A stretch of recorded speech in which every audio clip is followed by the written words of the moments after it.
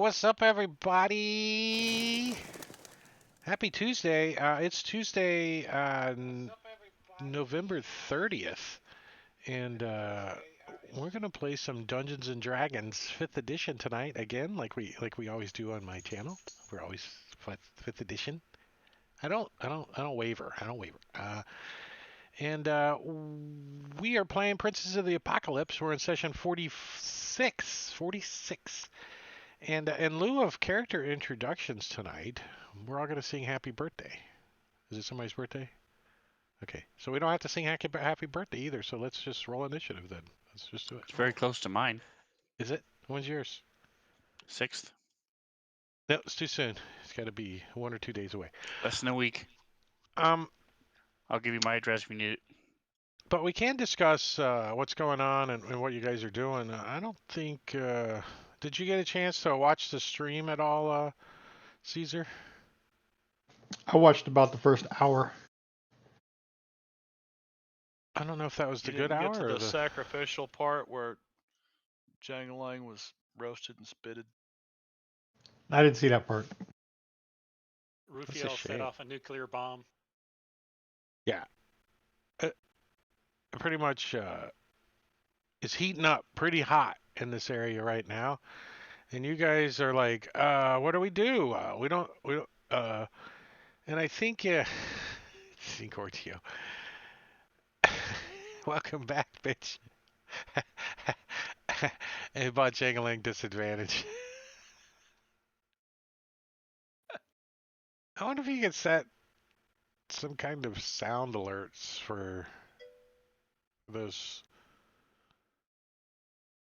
I don't know. I get alerted on my phone when you go live. Yeah, but do you get alerted on your phone when Engorgio redeems disadvantage? That's what I was talking about. A sound alert and bing that you got disadvantage. Wah wah. So, you guys spend like the first hour. You're like, okay, it's getting hotter. This spell is not going away. Whatever this is pretty powerful. You can start to see like, all the thatch roofs starting to dry out, and things are starting to quickly get ignitable. You know what I mean? So what are you guys thinking of doing? Last time we talked, you guys were going to stick around and see what you can do to help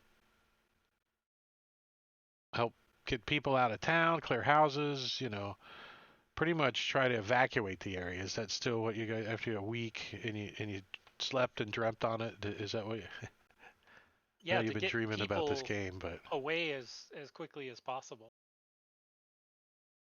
Yeah, again, working with the town leadership to see what they want us to do.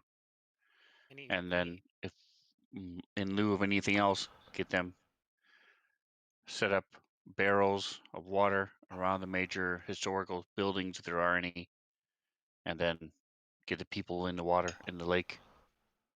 it's bath time. It's bath time.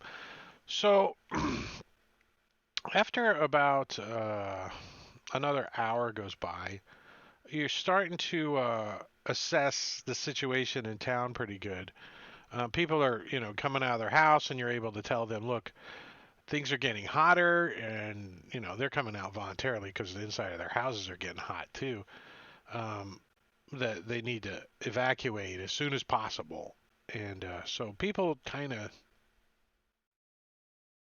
agree especially after a couple of people come into town and they say it's only out to the Jacobs farm on the south, on the west, and towards the Finnery fence on the east side. So about a mile radius is what you guys are figuring is this heat wave happening that keeps getting hotter. But as you guys are like trying to get people together and figure out what you could do maybe to if fires do start to break out and whatnot. You guys are over by the well, right? And you're trying to gather up some buckets and whatnot. And Let me put you guys over here instead of over there.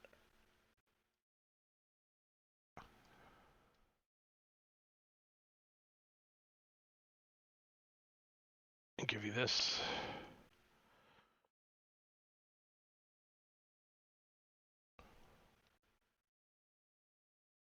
And switch the scene. That takes some getting used to right there. Only had one scene this whole time, so now that I got two, I'm like, ah. All right, so yeah, so obviously the W stands for the water and so forth.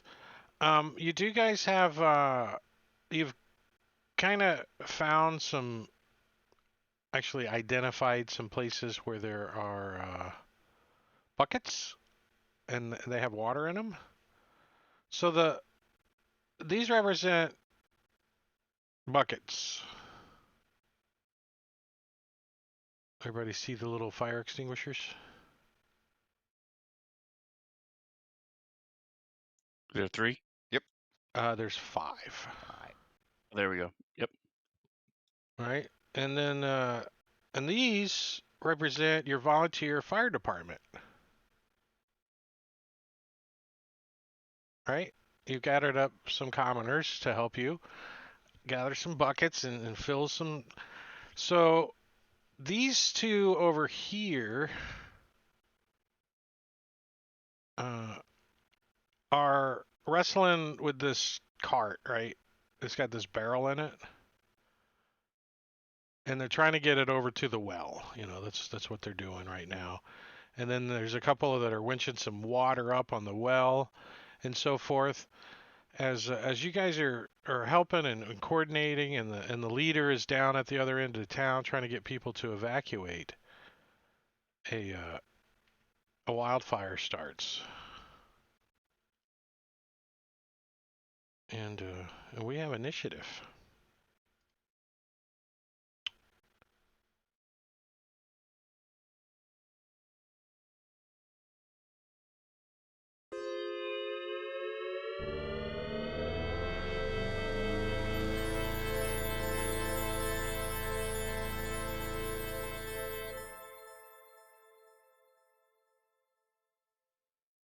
All right, Lumina, you get to start this whole thing off. What do you think Lumina's going to do when he sees this building, like a branch falls off of this tree and a pine cone bursts into fire, and it starts to catch on this house on fire over here? He's not going to wait for these commoners. He doesn't necessarily trust that they can do the job that he can do.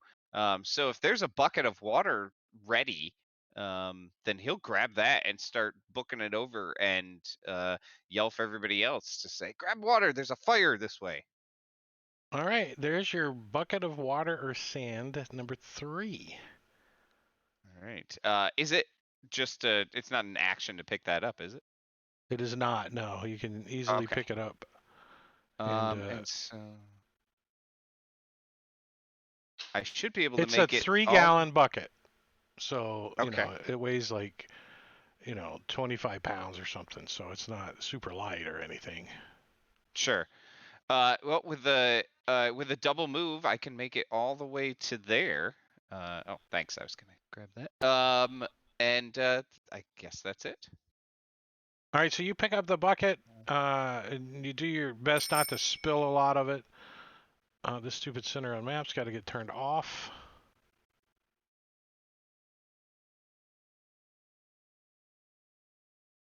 Okay. And pinch.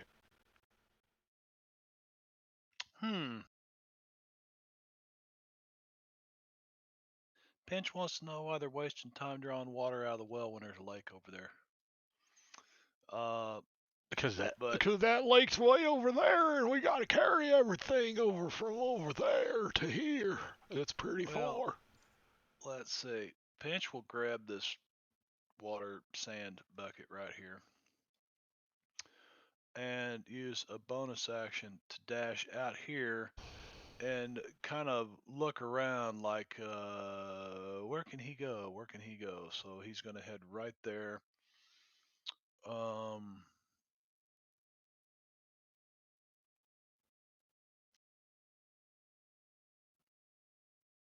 And well, right now it looks like there's the fire. So he's going to use his action then. I don't think I did to lighting or anything. No. dash that mobility. Yay. Or mobile, whatever. And takes his little bucket with him, and that's all he can do. Jangling. All right. Since those two buckets are gone, Jangling's going to move and dash behind this building here as far as he can. That's 55.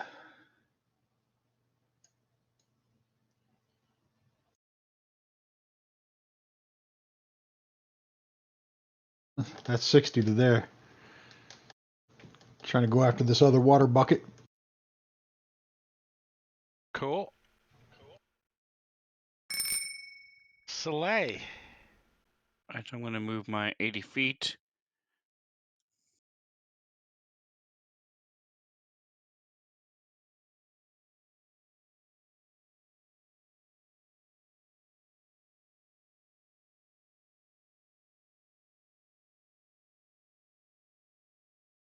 And tell this sickly saunter, hey, get that there. Grab those buckets and bring them over here.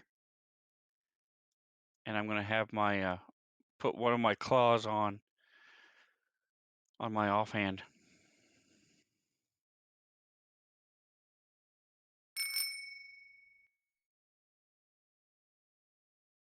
Give me 1 second. I don't know why I didn't code this.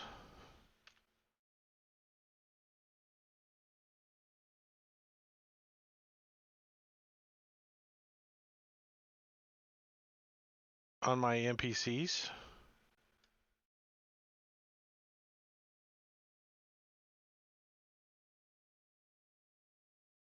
AKA bucket of water. All right, I was putting skip turn on him. Skip the turn, yay, yay. All right, so Rufiel. All That's right, nice. That skip turn. It is. Yo, there.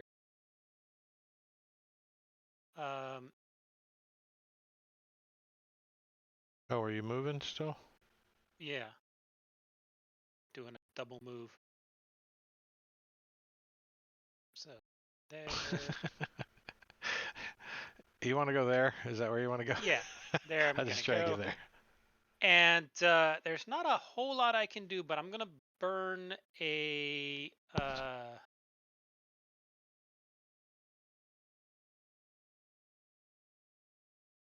I used all my sorcery points, so I do not have any sorcery.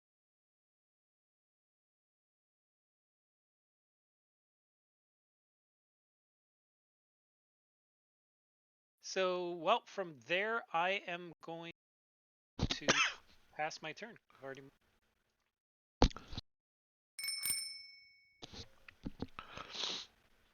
All right, so these two guys are going to keep trying to get this barrel over there to fill it full of water at the well. Because they see that you guys have picked up most of the buckets around. So that's what he's going to continue to work on. This guy's going to come over and help, manage getting water up from the well.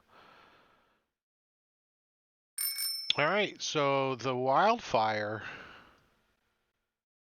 spreads.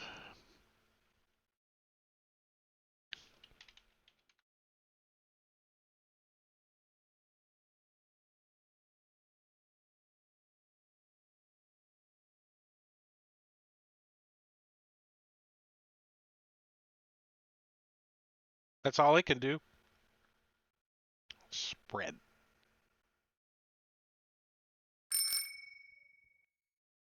sickly saunter. Where the hell is this? Oh, this guy comes out. He's like, "Hey, something's on fire over there." And he runs over and picks up one of these buckets and starts to head this way with it.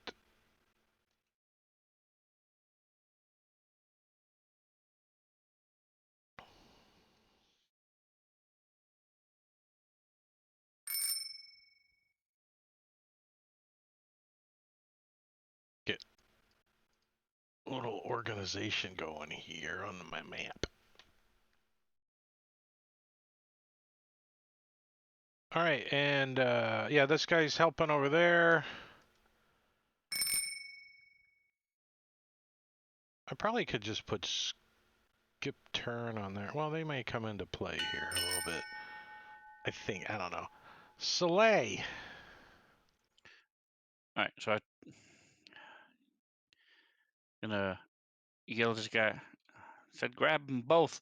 Go back and grab the other one. I'm gonna take it Give from me him an insight check.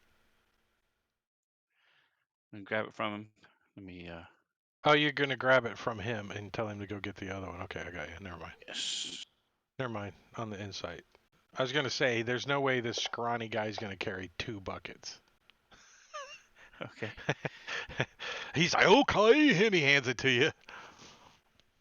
Hey, what's up, Peyton? What's going on, Atomic Hero Squad? I'm sorry I missed you earlier. We were getting rolling. Yeah, and I saw Moving. you too in Gorgio. Uh-huh. You're moving over there? Okay, I told you how long I was gonna move, dude. So that's 20. I gotta do math. There. I memorized Fucking it. math. that. Hold on.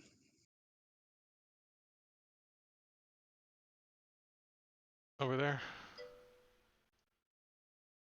All right, that's 40 feet. I'm just trying to figure out how far 70 feet is. So hold on. So I should get right up to where I'm supposed to go. Do you Now want is me it? to turn do you want me to turn the tokens lock off? Oh, you can get right up there? Right 5 feet back is where I can get. That's 70 feet There? from. I had to go 10 feet down, so I can go 80 feet to there. Yep. And then, am I close enough to throw the water on it? Let's see. I think you.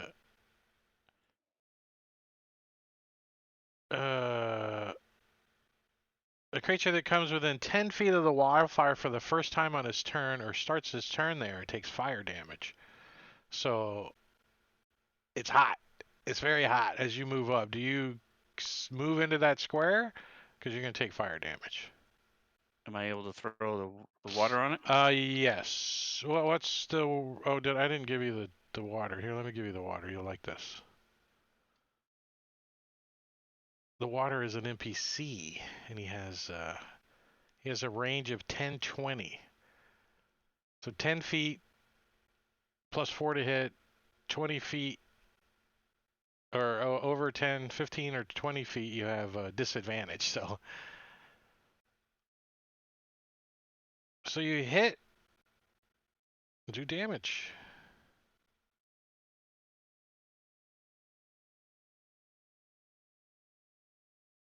So you're like, you put out like a fifth of it.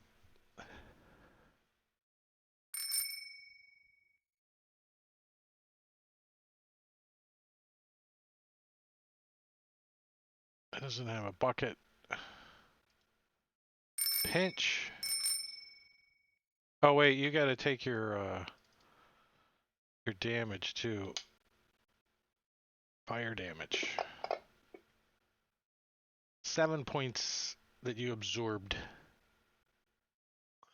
Is that true? Pinch will move to here. He's going to holler at Lumina and Slay that there's a full bucket of water. Drop that empty one. 5, 10, 15. Here? I guess you're going to put it right 35. there.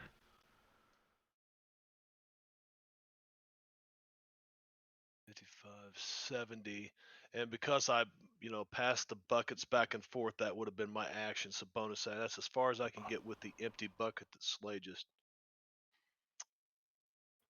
dropped. All right.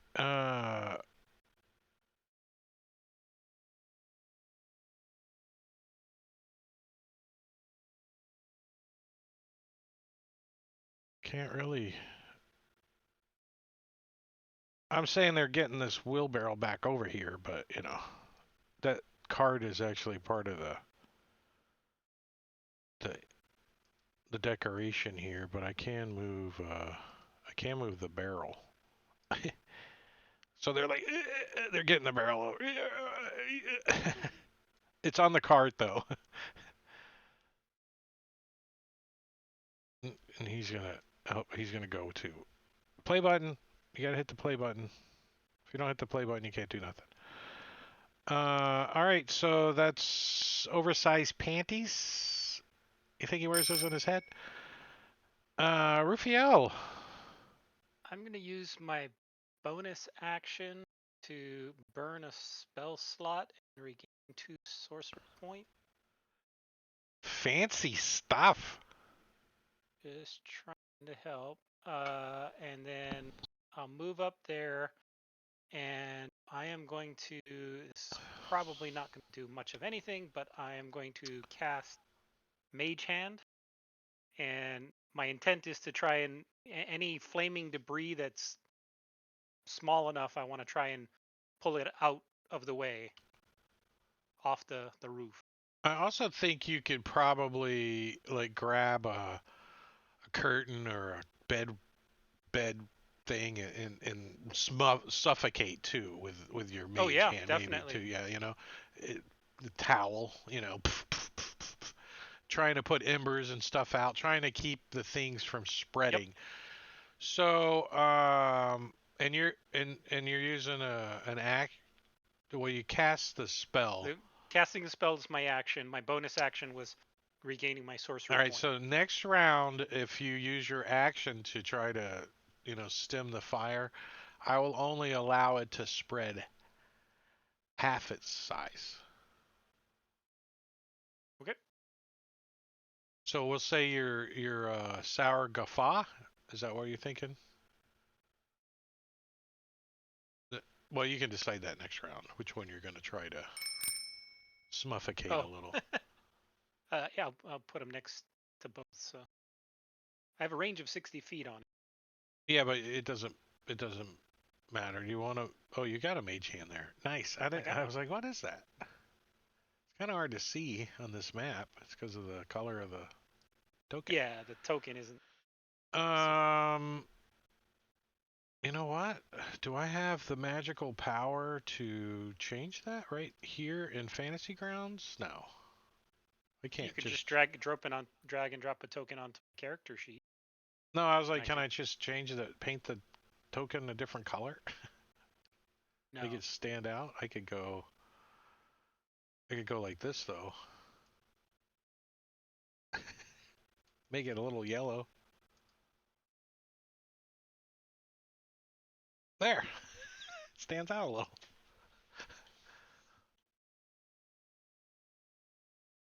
I thought it was funny.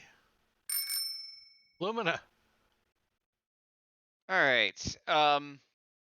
So looking at this building, am I able to get up onto the roof? Like, I don't know what this part is supposed to be, but like, am I able to like climb up there while I'm carrying this bucket?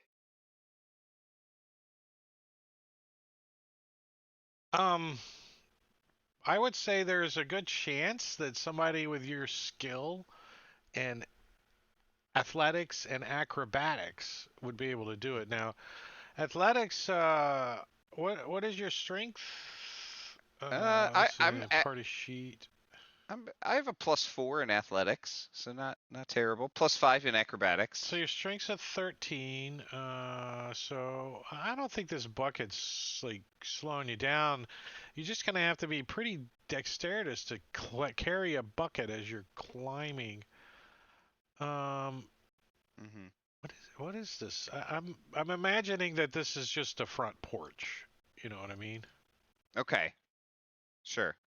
Well, it So seems yeah, like I there's could. some. You could like climb up on the edge of the porch and Yeah. pull yourself on the roof, and then climb up there. Mhm. If somebody handed you the bucket, it would be I wouldn't even have you roll.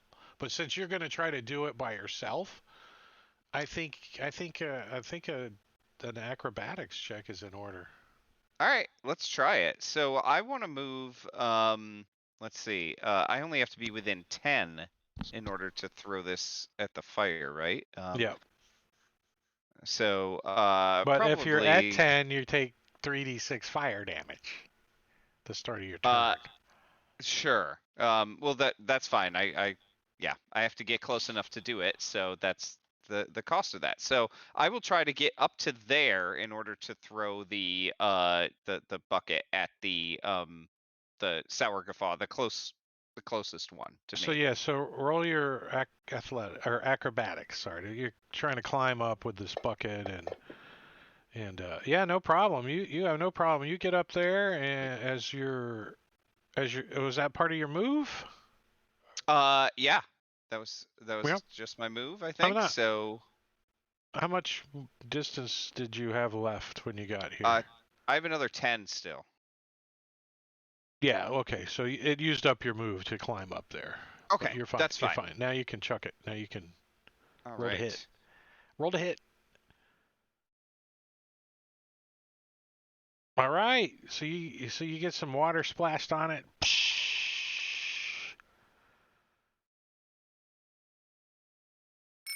Uh-oh.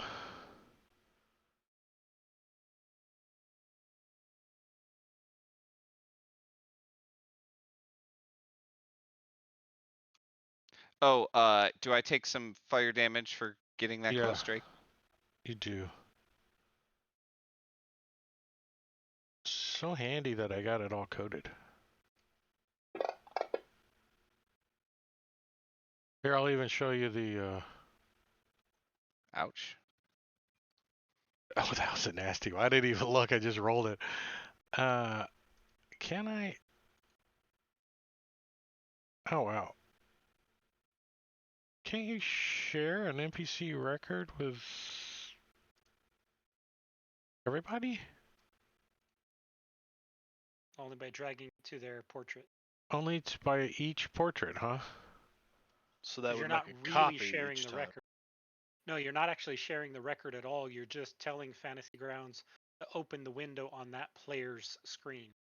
The record Oh. itself is not actually shared. Well, here, I think you guys get a kick out of looking at this. Oops. Dragging the party sheet.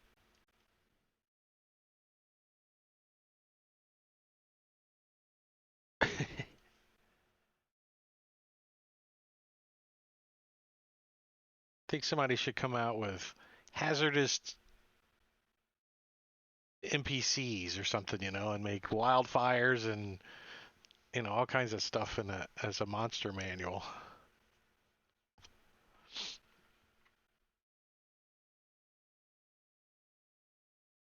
So I just put the extreme heat on there, so I had that handy.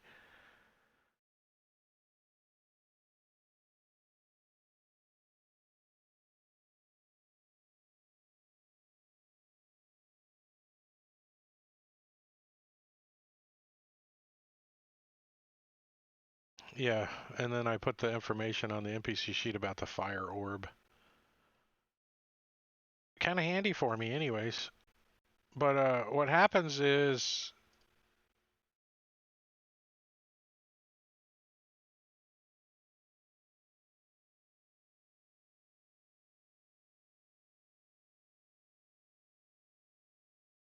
it spreads again.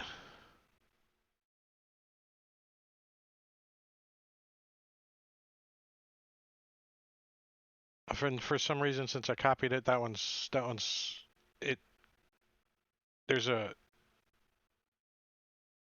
leaky gutter up there, and it's dripping water on it or something. I don't know. It's got 1 point of damage already. Sounds good. Jangalang. Well, he's going to continue to try to grab this last bucket here. So it's 20 to there, and then he's grabbing it and moving on up. Another 40 to there. Or there, I got it 60 total. Hold on.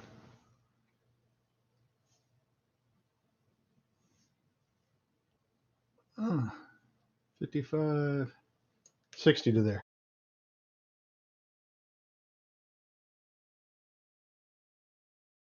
Oh, you need a bucket, don't you? Yeah, I grabbed that bucket that was There you down go. there. Yeah, you got it up there. Now you got a bucket.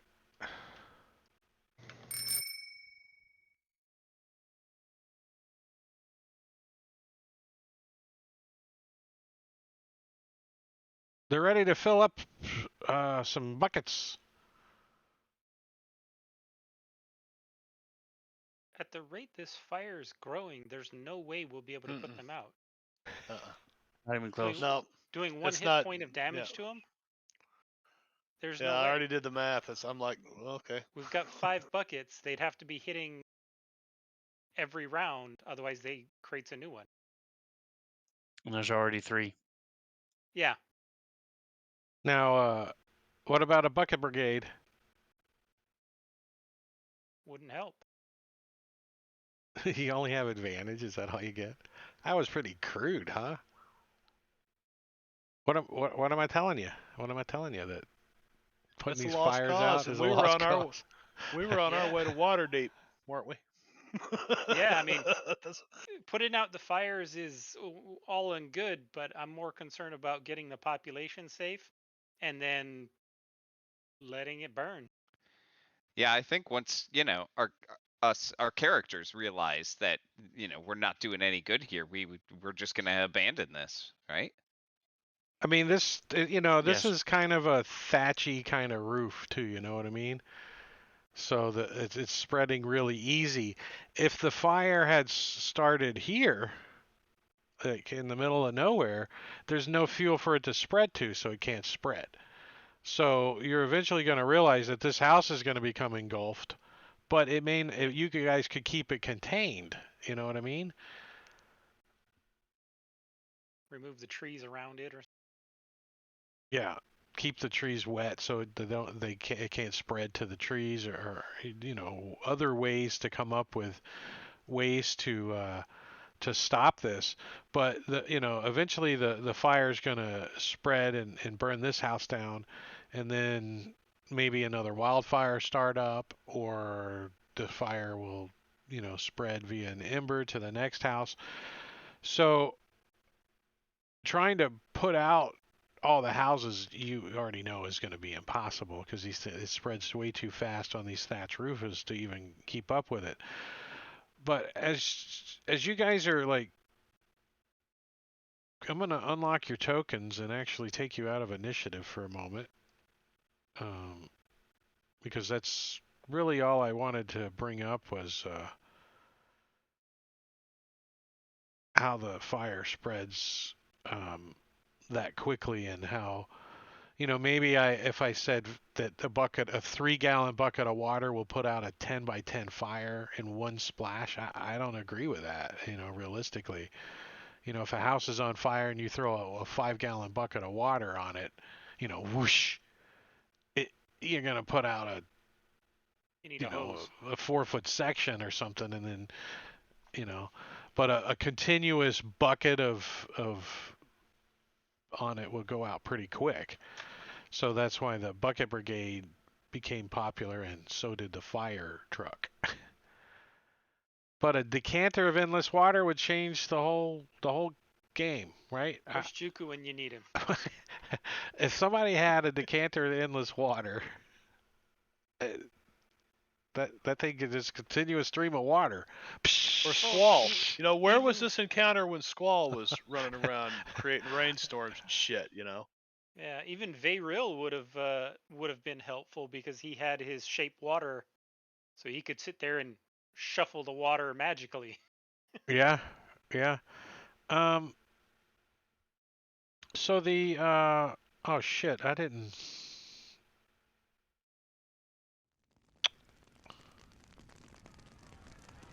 So you guys the place is starting to burn, and you're getting people out of here. You know, so the jig's up. An emergency has been reported in this building. Please leave the building utilizing And we'll the have nearest whatever exit or herds fire and stuff exit. we'll take them just Do not outside, use elevators. out of the Repeat, heat do to not the use local elevators. farms.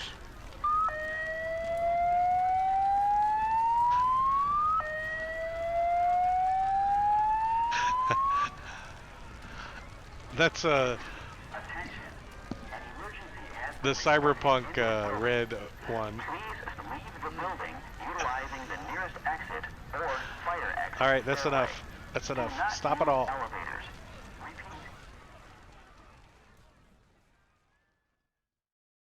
All right, so getting the people out of town now that this building's on fire is not that difficult. Everybody give me a. Actually, I'm gonna push it to you guys. I need you guys to see if any of your characters randomly notice this. This button over here.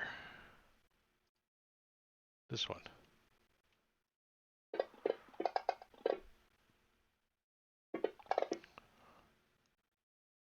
Well, actually, Pinch, I'm gonna take this map away from you guys. Okay. Take it away. And I'm gonna give you back, not that map. The Amphil map. The roof is on fire. That one.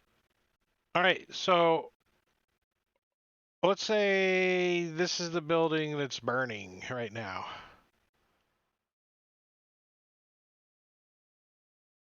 And Pinch, you like move around. This is the tavern. What was it called? The up and smoking. Did you say up in smoke? The up in smoke. The Staghorn Flagon. The you notice like some embers like fall down onto the side of the this side of this tavern. And when they land on the rock part of the wall, the embers immediately go. You see them immediately like vanish. The embers do. They totally go out as soon as they touch the rock. And when you glance around, you see a lot of this flagstone rock in some of these buildings, especially this one. Like almost the whole building is made out of it. Right. So, but the fire seems to not have any effect against this flagstone stuff. Is that what I'm hearing? Seeing? You see the embers, land on the ground and they stay red, right? But the ones that land on the flagstone immediately go out.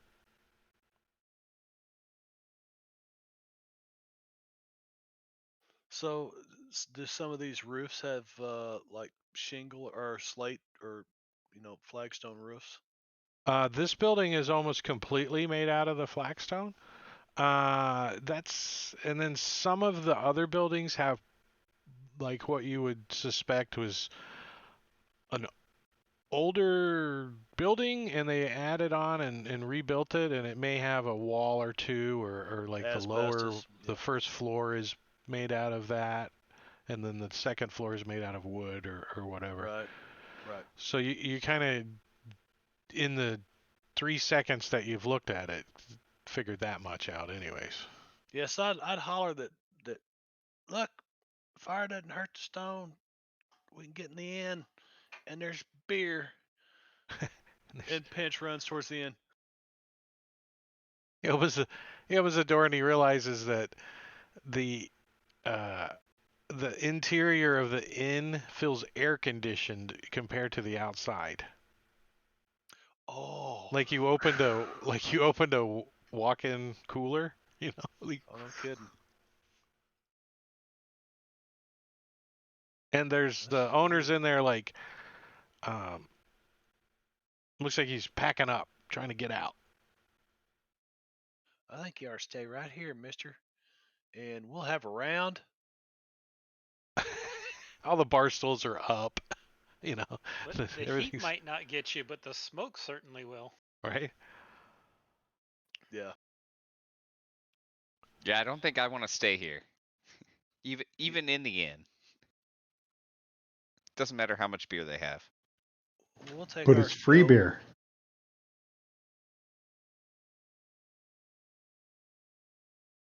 It's I have like free beer. I have like 1800 gold. I'm not really worried about buying a couple of rounds.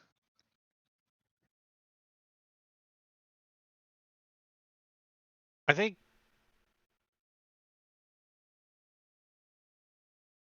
what time of day is it?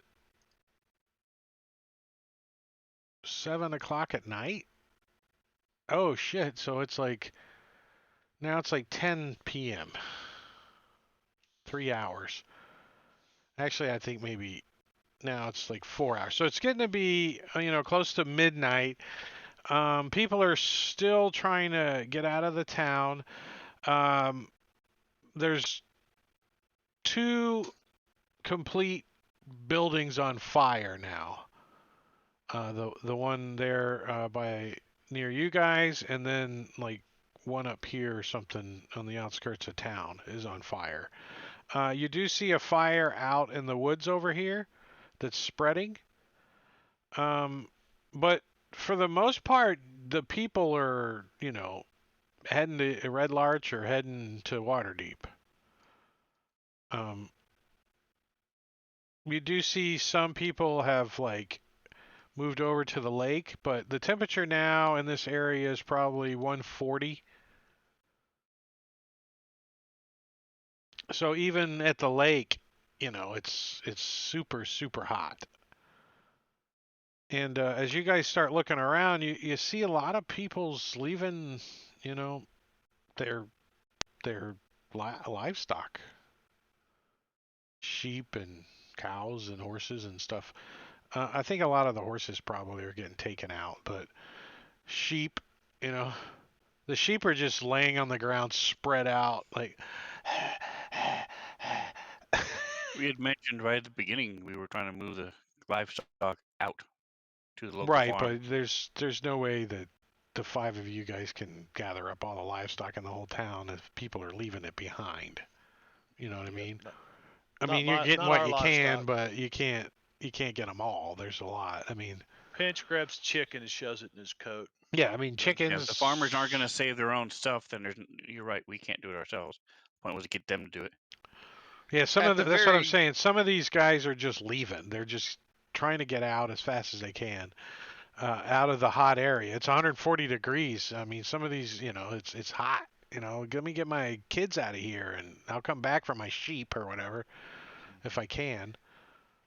if we can, Lumina will, like, if the gates are not open on like wherever these animals are kept, he'd at least open the gates. Many of the animals, it's probably too late for them already, but even if a couple can save themselves, that'd be good. Yeah, you can Run swat them fire. and scare them off and try to get them out of the area as much as you can. Yeah, that's what I'm assuming you guys are doing. So, how much? There were no the, animals the, harmed in the making of this video. the temperature's increasing probably around 5 degrees an hour. Yeah, we got to get out of here. Yeah, let's go.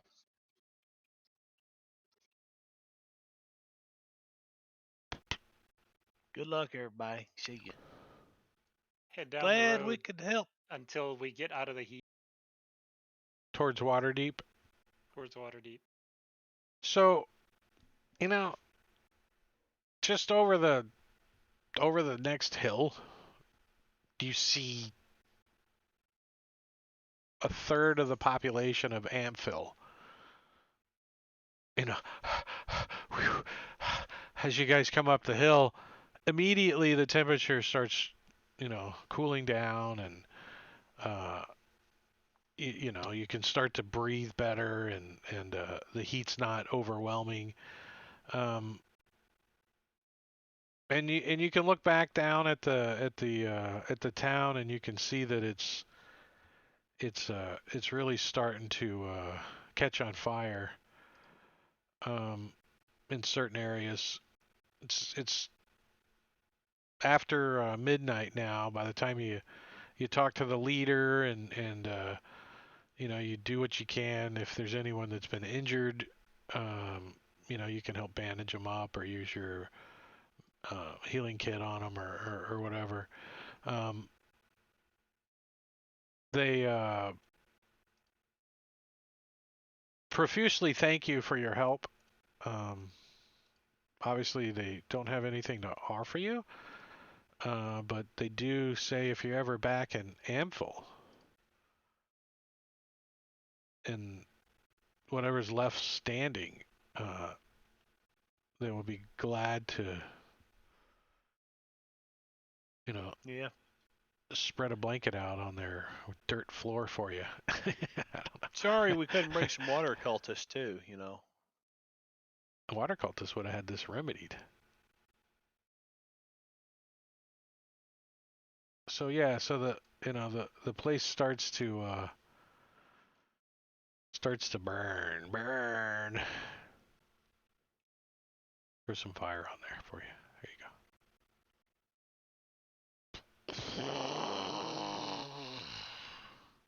But you guys don't stick around and watch. So about midnight, we're gonna call it. We'll call it 1 o'clock in the morning, so I can advance the day.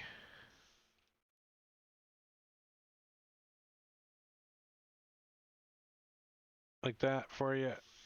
As you guys head towards Waterdeep.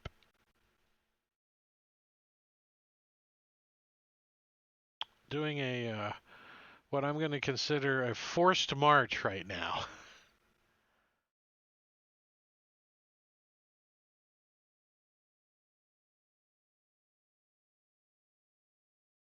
I mean, we could sleep through the night just outside the radius with the rest of the town members and proceed on in the morning. Yeah. There's no need to be marching through at 1 a.m.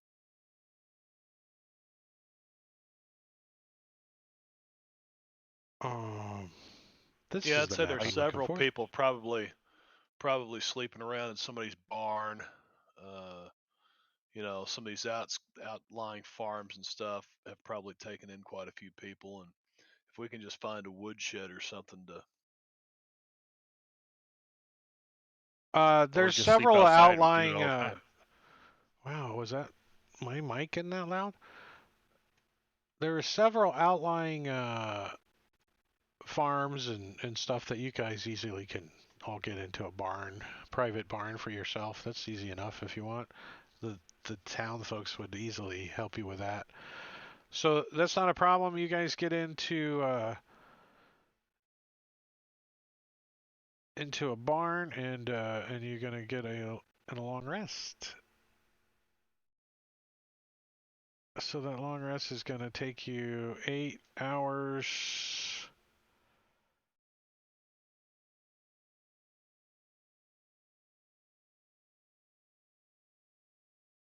Let's call it by the time you guys get set up and get done and get your long rest and get a place to clean up and stuff, it's 11 o'clock the same day. But you guys get your no, not that button. You get your long rest. The magic of D&D. You're fully healed. You no longer have. Some of you might have gathered some encumbrance if you're wearing heavy armor through all that heat, but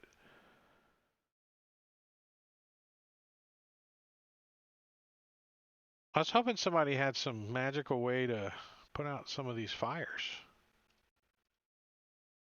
My other characters would. You know, I didn't But look not through this your one. characters when I was designing the encounter. I was just like, this is what the story says. It spreads every round. So I let's have see if this even possible. So I set all this up to see. I have one Oh, thing that I kind of thought might help, and then I read it. It's warding wind scroll. It creates this 20-foot swirl of wind around you, and then it says it puts out fires that are torch or smaller. Yeah, that's that would make the fire bigger. it would Yeah, just that whip it up. would have been a great way to spread the fire all around town. Hey, Fire Peyton. tornadoes. Pinch is not wounded currently, so the potions of healing and stuff in the uh, in the chat rewards, as much as he probably would appreciate that, they're immediate, so he has to drink it immediately, so it would be a waste. But since you're new to my stream and stuff, I'm gonna give you your stuff back. So you gotta like summon a monster and then beat up Pinch, then you can buy him the potion. Yeah. At Pinch, we surely be appreciative of that. Well, as much as anticipated that you guys are, we are going to skip ahead a little bit to the city of Splendors. So you guys travel to the city of Splendors. It's a bustling city on the Sword Coast. Let's see if we have a Sword Coast map here. I'm looking for images. Looking for Sword Coast. Sword Coast. Is it one word? Is this my Sword Coast map? Oh, it's taking a second to load. This thing might be really cool. Yeah. Yeah, check this map out.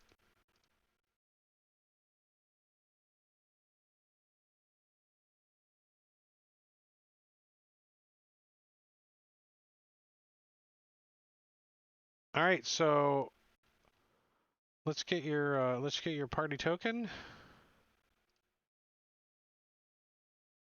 Taking a No, while. that map is. Yeah, it's a big one. Yeah. Yeah, it's still I not still got the loaded red yet. X. Yeah, got the I red got question I mark. got a question mark. Yep. I question this There it map. There it is.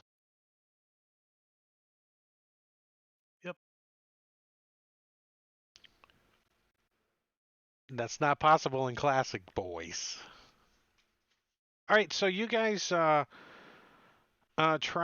I don't think I put a grid on this map, but we knew it was 6 days for you guys to get down to Waterdeep from when you left. So I'm trying to be a good DM and do this calendar crap, but I really arrived at Red Large. So 1, 2, 3, 4, 5, 6. We're gonna call it the 18th of Kythorn, 1491, that you guys arrive in Waterdeep. The ever-awaited Waterdeep. And it's going to be, we're going to call it 3 in the afternoon. For those that are making me do calendar stuff. There it is. So the City of Splendors is a bustling city on the Sword Coast. A rider from Red Large can reach Waterdeep in 7 days. It's because he's slow. You guys did it in 6. I don't know. Some merchants have termed Waterdeep the best supply center in the world, with the largest collection of superb craftworkers, experts, useful contacts, and potential hirelings to be found anywhere. Others warn that it represents a huge army of potential enemies for those who aren't careful, and everyone agrees that its busy streets are full of spies. Waterdavian noble families and guilds hold tremendous political and economical sway up and down the Sword Coast, but within the city itself, true power lies with the masked lords of Waterdeep, individuals who convene secretly and whose identities are largely unknown. The public face of this body is the Open Lord of Waterdeep, the current Open Lord Lariel Silverhand, who's held the position for only a few months, and many of the city nobles and guildmasters are vying for her attention and conspiring to wrest power away from her office, while taking advantage of the transition to dispose of unwanted rivals. But this kind of political chaos is business as usual for most city residents. So, I'm going to move your token down here. Double check. Yep.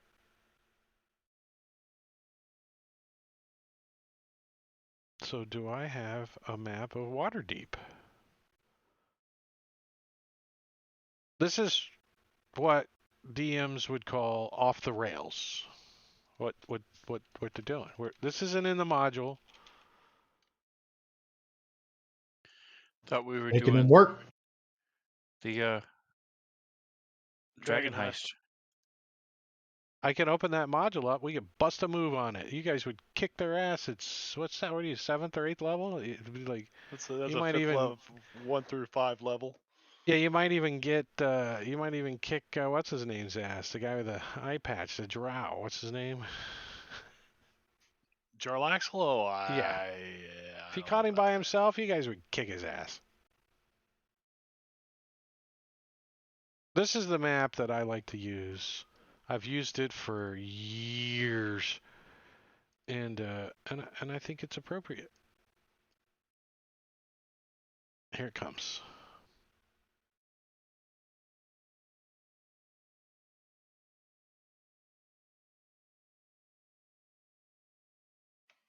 Oh, my Tandy 64 can't load this. Yeah, so our main goal is just to sell and buy stuff. It's like magic items. As we're walking toward the city, have any of you guys ever been to Waterdeep? Pinch doesn't even hear you. He's just staring up at all these buildings. Looking way up at that castle way up on I've never been out of Red Larch. We can't hear you, Mercury. Rufio probably would have come through Waterdeep. He's not from around the region. It's a little bit more travel. So when you get to the north gates up there, right? You can see that there's a lot of well-dressed people about. There's like some lean-tos and stuff set up for people to get under if it starts to rain and they're trying to get through the gate. But there are guards at the gate, and these guys wear the symbol of Waterdeep on it. They also have a crest that represents the military of Waterdeep. Some of them would be the Purple Dragons. So there's the police and then there's the military, and they're two different entities. But at city gates there may be contingent of both. The police tend to the everyday stuff, and the Purple Dragons are there protecting the city itself and dealing with, on the walls or whatnot. And this is the Waterdeep is a huge walled city. It's the biggest city there is on the Sword Coast, bar none. So the seal of the city of Splendors is a a crested moon over a lake with diamonds on the bottom and so forth. Population 500,000 people. So it's huge. Gather here. And when you guys get to the front gates, the guards are pretty much state your business. Pass. Buying and selling. Merchant, Yeah, we want to meet. 1 silver. Toss him. And each, I mean, all of you, 5 silver. I'm his bodyguard. Are you a merchant or his bodyguard? There's a This bodyguard extortion. tax. I'm his bodyguard. That's another 5 copper.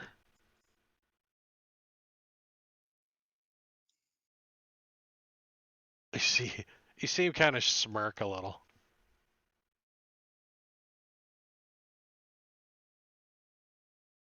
Pinch pays the silver piece and walks on in. I don't belong to nobody. Nobody belongs to me. You can hear like a couple people, I'm a resident. Come on in. You know, they show him a little piece of paper. You know, different ways to get in the gate, but merchant seems to be the standard. Pay the silver, get through the gate, no questions.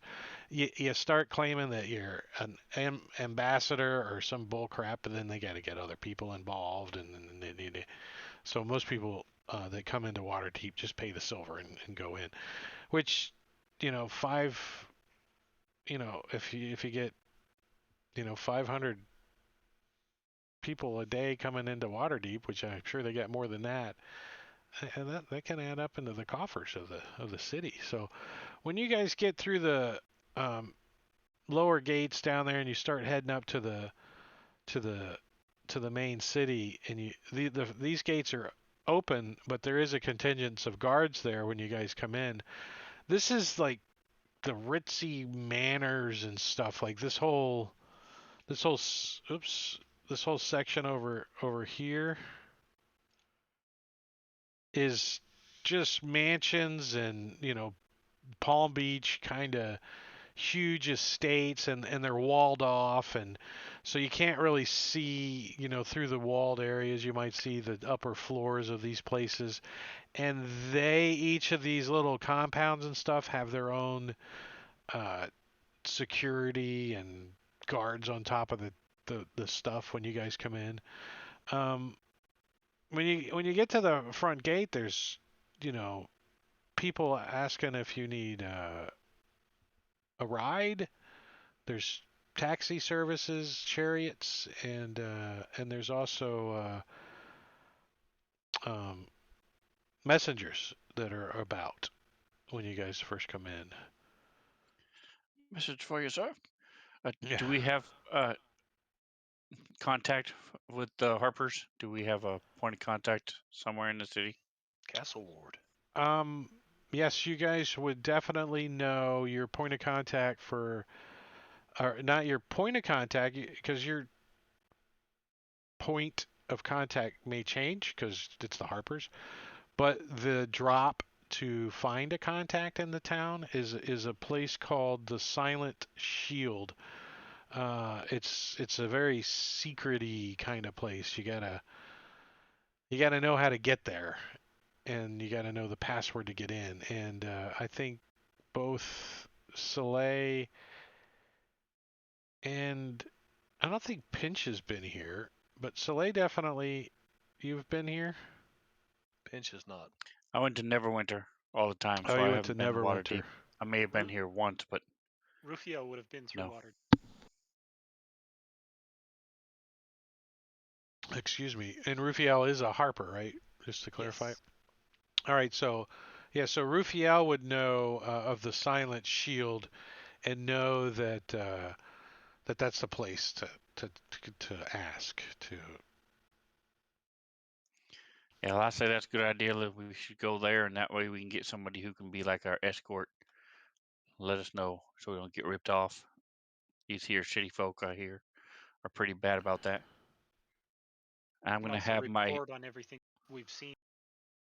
coins in several different locations on me. None of which is going to be a pouch on my belt. None of which is going to be a pouch on my belt. No, you got to leave one pouch on your belt so that they steal that and think they got away with all your money. Nothing but pebbles. So I'd like you guys to take your inventory sheet and actually put the location of where all your coins are at on that inventory sheet. Just so I know. No, I'm kidding. I'm kidding. If you get on the table and your coins are located somewhere on your character sheet, just move them. Just to take with the DM because he's trying to rob you. He's really just trying to rob you. Is what he's trying to do.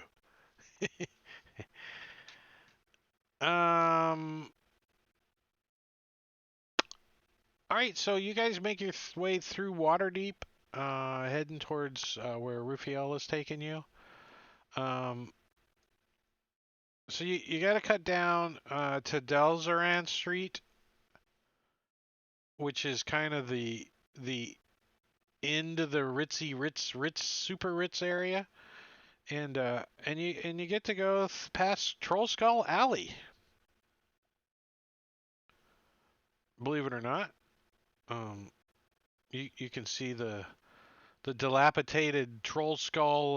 What's it called? I haven't run the heist yet, so Troll Skull Manor. Troll Skull Manor. Yeah, you can see that there. I've actually been collecting maps and stuff to run it though, but I'm using Dragon Heist for the next campaign after this one. I'm using the module, but not the content. I'm using the maps and stuff. So number N65 is the secret location of the Silent Shield. So that puts you guys right up here. If you're looking at the map, N65. And N65, you guys kind of gotta sneak in this back door and this kind of stuff. So let me, I'm gonna cram you guys over here one by one so I don't break my hard work line of sight. Oh, that's the door.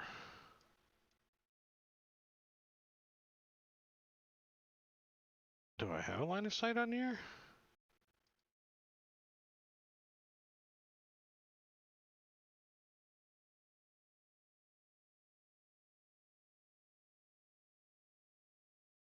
Yeah. I don't know what order you guys are in. I'll leave your tokens unlocked a little, so I'll push the map in just a second. 1, 2, 3, 4, 5. There's only 5 here, right? How come this table there's 5 NPC or 5 characters? On the other table there's like 5 characters, 3 NPCs, a bird, an owl, a turkey. I don't know. There's a hamster. Don't forget him.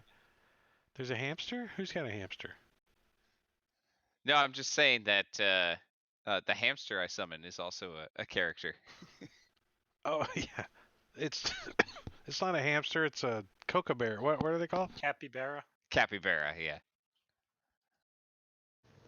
Pinch has an elk once in a while. The capybara is a pretty funny part in the new Encanto movie. All right, so you guys gotta like kind of come down this alleyway that doesn't really look like an alleyway, and then there's a little side entrance and it looks like a little residential door or something. You guys come in, but you guys can go on in or climb through the window. What do I have? Like poor line of sight? Is that what I did? You have Maybe I didn't finish this. Let me see what my line of sight looks like. You just have a window that. Oh, I didn't put a window in. It's just an opening. That's why. Just a hole in the wall. I didn't put any windows in. I didn't get to it yet. All right, so the So windows we're just are climbing in. yeah, the windows are easy enough to climb in and out of. Let's just say that they're just like curtains. You know, you just climb in. All right, so you guys come into the Silent Shield Inn, and there's a kind of a heavy set bartender behind the bar, and he looks up at you and he says, Hello.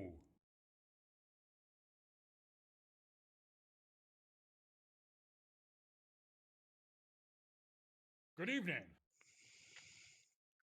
Good evening. Hello. We are. We've come here from Red Larch. We are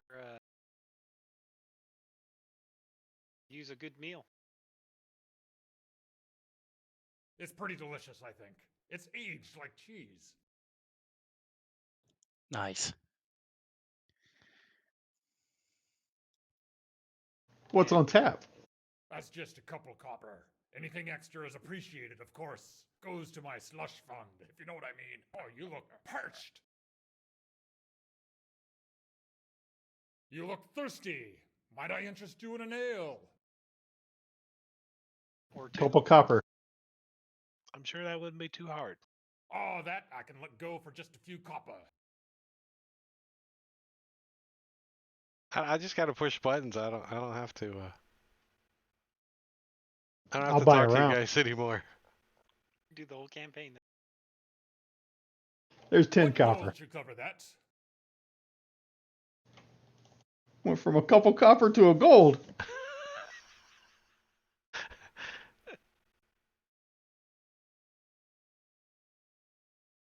I'll take the first price, the 2 copper. There's 10 for 1 round.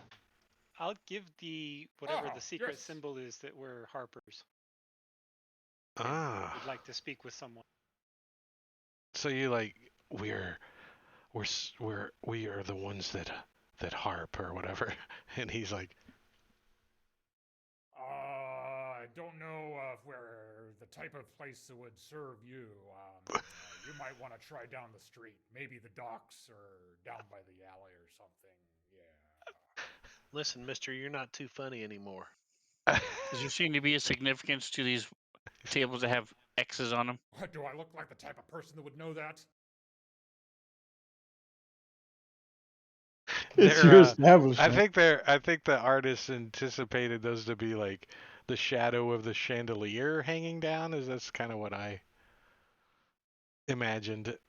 You know, that you could put lighting or something on it. It's like the chandelier hanging down. You know, the shadow or whatever. Is the map in black and white, or are we all using dark vision? All using dark vision. Yeah, I haven't put any. There's Actually, no lights in this can, inn. can you There. see it all? There we go. Hey. Yeah, well, I don't want chandeliers falling on my food or wax dripping on my food. So I'm Yeah, we sitting don't over need here. line of sight. I didn't finish it, but I started it. So there is some rooms upstairs too. The innkeeper, which isn't programmed in here, does convey that you're in the right place, and he said he'll put a word out that some field agents are here, and they need to see the and he asked which side of the Harpers are you looking to speak I'm busy. Rufiel's going to telekinetically block the door from open.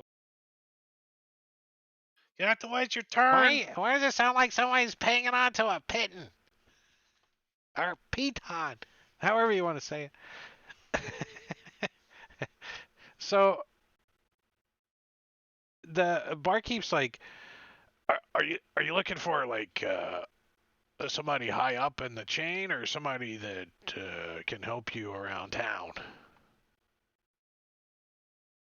Well, a little bit of both. Yes. We'd like to report some of what we've seen, which is quite disturbing in the Red Larch region. So somebody higher up would be helpful to get that information to. But we also would like some assistance in town. We have some items that need to be sold, and we're looking to purchase some of them if we're able to find them. Looking for Tim, the enchanter. Hello? Okay. Hello? My mic went kind of bonkers for a second there. So he says,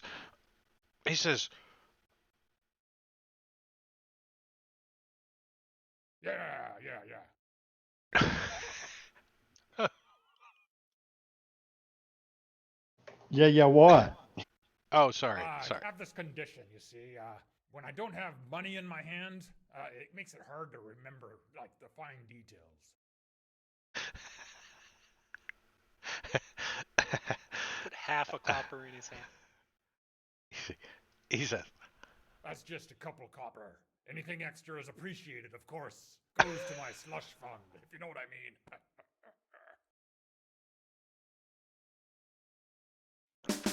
Pay the man. I'll be here all night. So he says, I'll put the word out. There's a fellow that comes in here often. His name's D.L. Birder. He's a harper, but he's the type of person that you need to talk to about, acquiring things. And he's one of those guys. And he's one that harps too, so he can help you out and point you in the right direction if you need to see somebody else, or maybe he can. I don't know his business that well. I just bartend and stuff here. So if you don't mind hanging out, I'll Thank you. Yep, So rooms. They're yeah. rooms So here? you guys get a room, which the total for money wise, for a room, which includes like a breakfast in the morning, is a gold. He says it's a Just 1 gold.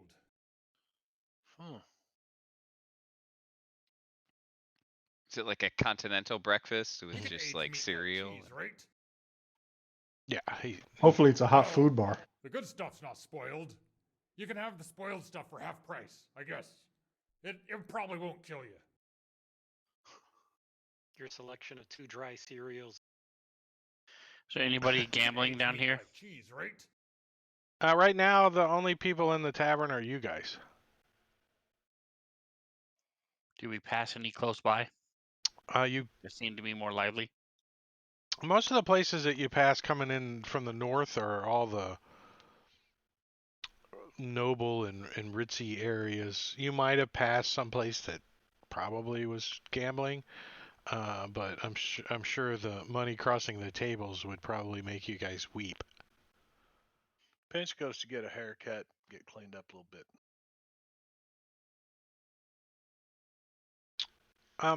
You can get all those services done pretty easily nearby, so you don't really have to go that far. This area, the Troll Skull area, is where most of your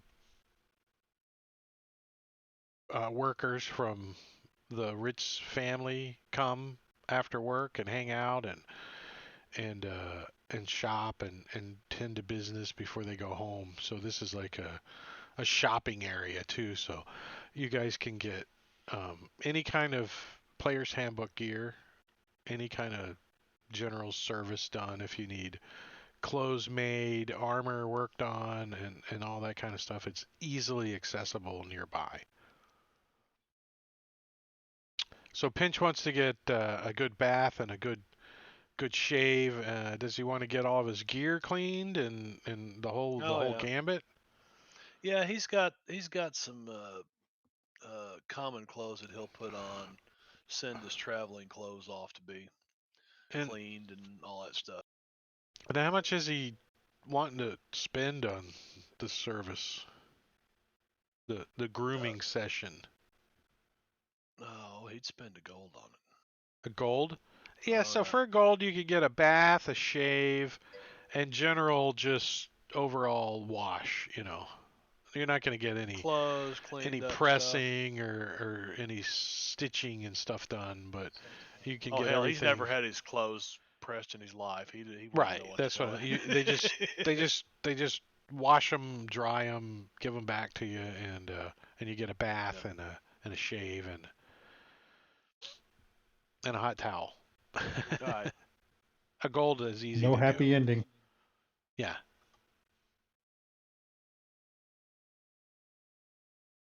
So eventually you guys spend the day in the evening here. You guys get each a room upstairs. Maybe there's another floor or whatever that's not on this map. I just threw a map in here pretty much for GP.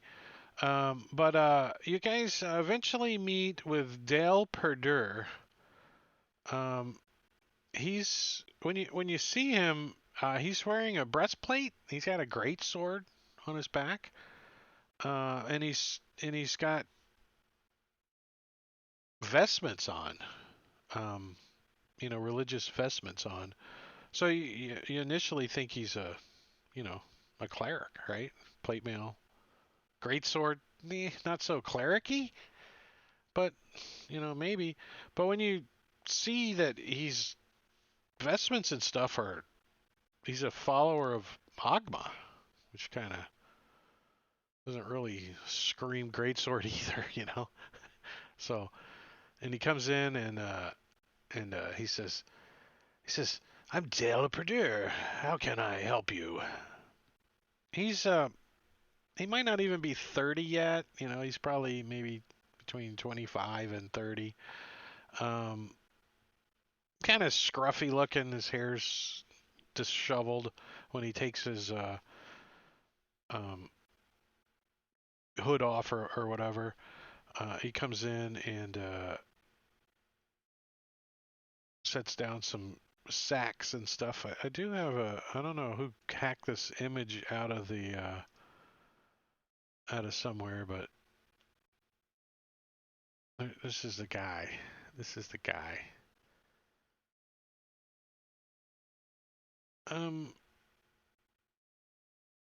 Those that are harpers and are trained in history can roll me a history check to see if they know anything about this guy, like stories or whatnot. We have to be both harpers and trained in history. Yeah. Yeah, because it's a harper thing. Jangling. Yeah, but I mean, if you're a harper, do you also have to be trained in history? Yeah. Yeah. I would think being trained in history that you would know who this guy is. If then a 7, sorry, Jangling. You heard the name before 7. and you know he's a harper, but you think he knows how to get stuff. That's what I get for never leaving Red Larch. That's what a 7 would get you. You just can't recall it right now. Maybe if you do some research or something, you go to the Dewey Decimal System or something, you'll figure it out. So Daw's like, he's like, what can I do for you, gentlemen? Is this here a safe place to talk? Yes. Even though we have to yell because nobody else is sitting underneath the dripping wax? Yes, that's fake wax. It doesn't actually drip. Well, we did some stuff up north that we need to tell somebody about with these cults and helping out these. That's what our Harper contacts had us do. So we need to let them know what's going on. And then while we're here, we're looking to get some magic items and get rid of some stuff without getting ripped off.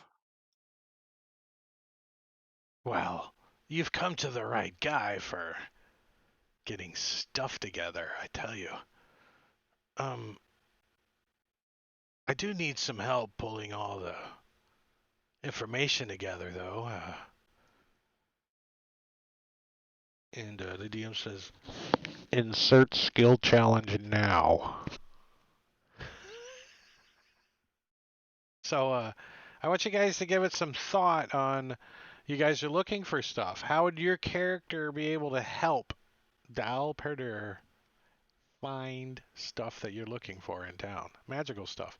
So,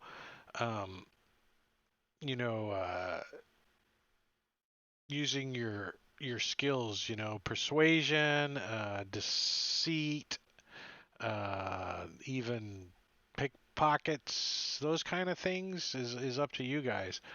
But everybody's going to get one roll on a skill. You can use your inspiration if you want, if not. And whoever gets the highest success on a skill that actually makes sense to everybody, you can't just say, I got a plus 10 in stealth, so I'm going to sneak around until I find stuff. That doesn't really cut it. It's got to make sense. Whoever gets the highest on that roll gets to look at the list of inventory that I've already put together, a shop. and first and choose an item from it and on down the way. So 1, 2, 3, 4, 5 in a row. And then once everybody gets an item off of the chart, and then you guys are free to purchase willy-nilly, discuss it amongst yourselves. So the skill challenge is just going to give you a higher spot in the line to grab stuff. Only one item. You still have to buy it.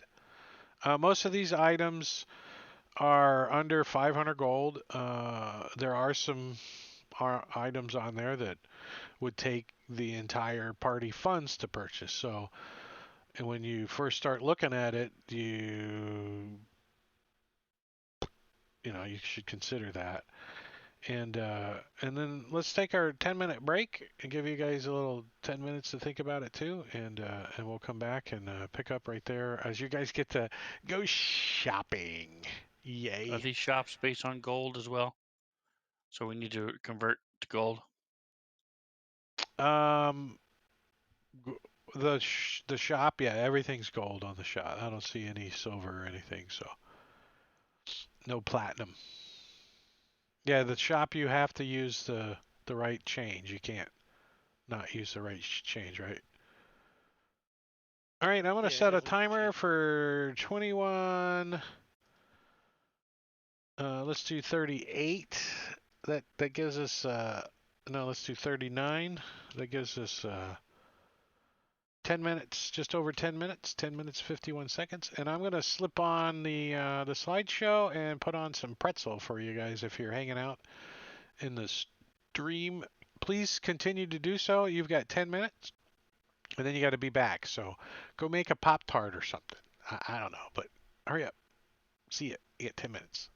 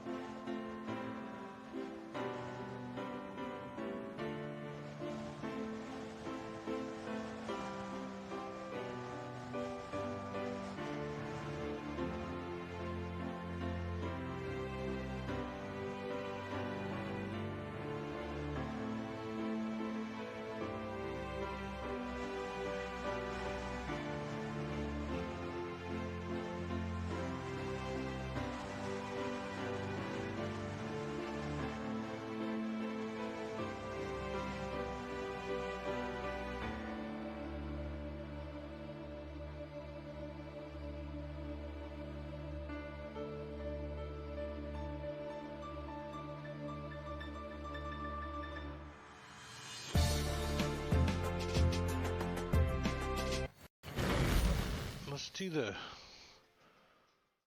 this scene since we don't really have a map. We don't really need a map right now.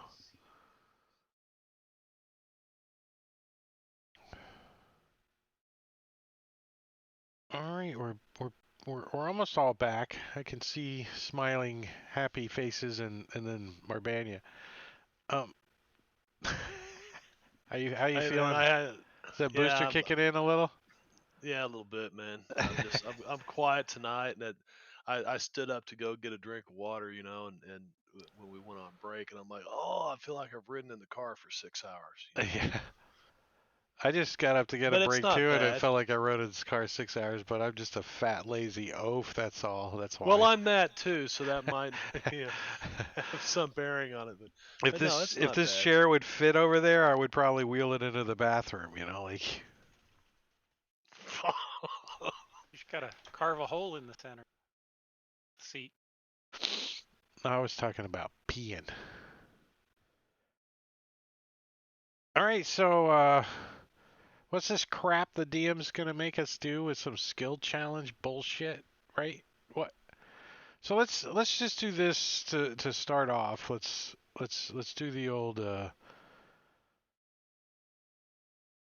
roll initiative just to see what order we go in. How's that? Did I push the wrong button? I don't. Oh, I didn't push that one.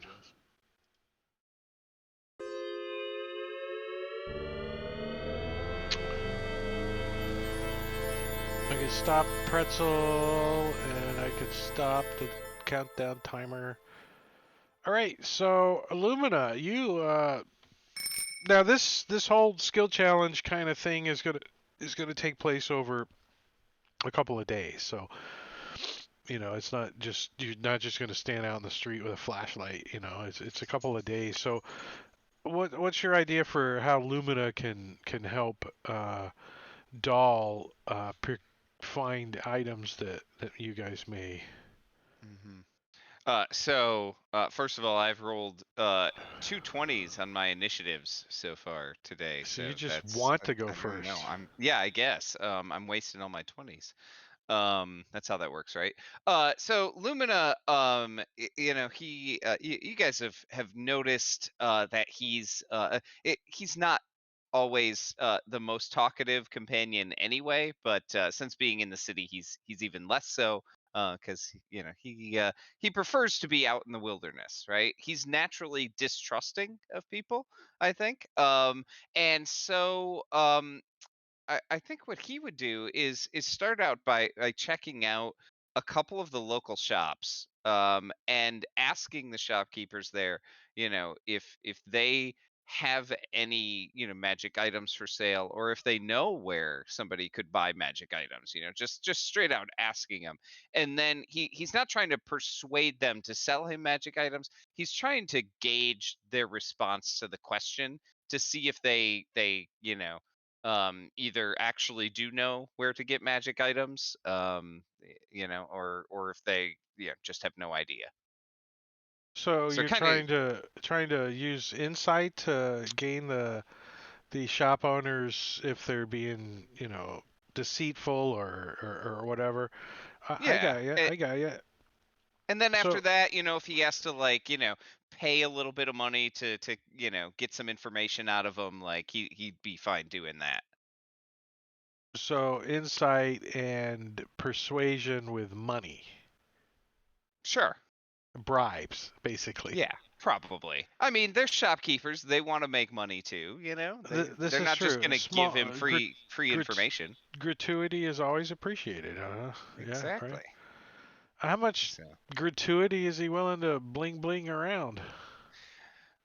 well, it probably depends on you know, if he rolls, you know, or well, if he rolls, if he feels like somebody knows, you know, more than they're letting on. If they know, you know, like, oh, hey, I know where all the magic items are, you know, but they don't tell him that, then you know he probably will be willing to slip him a couple gold. Not a ton, but just a A little bit couple of gold. to. That's good Yeah. enough. That's good enough to the idea, anyways. Mhm. So let's give me your insight roll. All right. Nice. So yeah, no problem. Lumina is able to get a lead on a couple of items, asking around. That he's able to report back to Dahl that this shopkeeper says that he knows where there's a couple of items that we might be interested in purchasing from a guy over in the docks, and he goes, "Is it Ralphie?" And he goes, "Yeah, that's what he said." So he's like, "Excellent." So you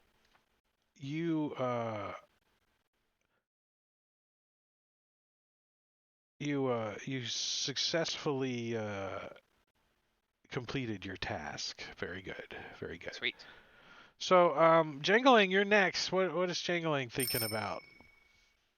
Jingling's going to spend the next couple days hanging out at the nice local bard scenes and hanging out with his fellow bards and talking to the people in the bars.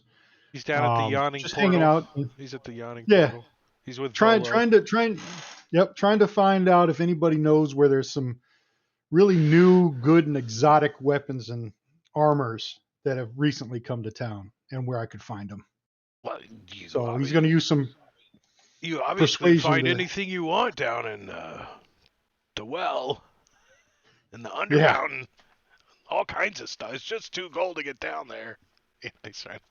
Did this campaign just take a completely different turn? I haven't Free run if you that. jump.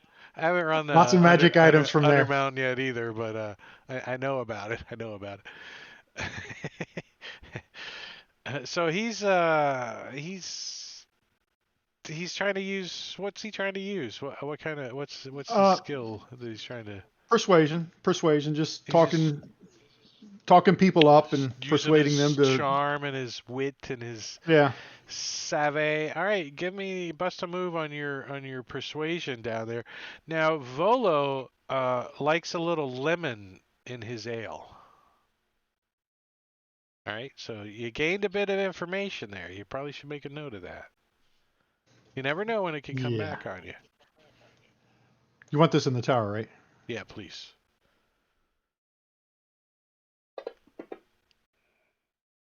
All right, so Jingling does not succeed.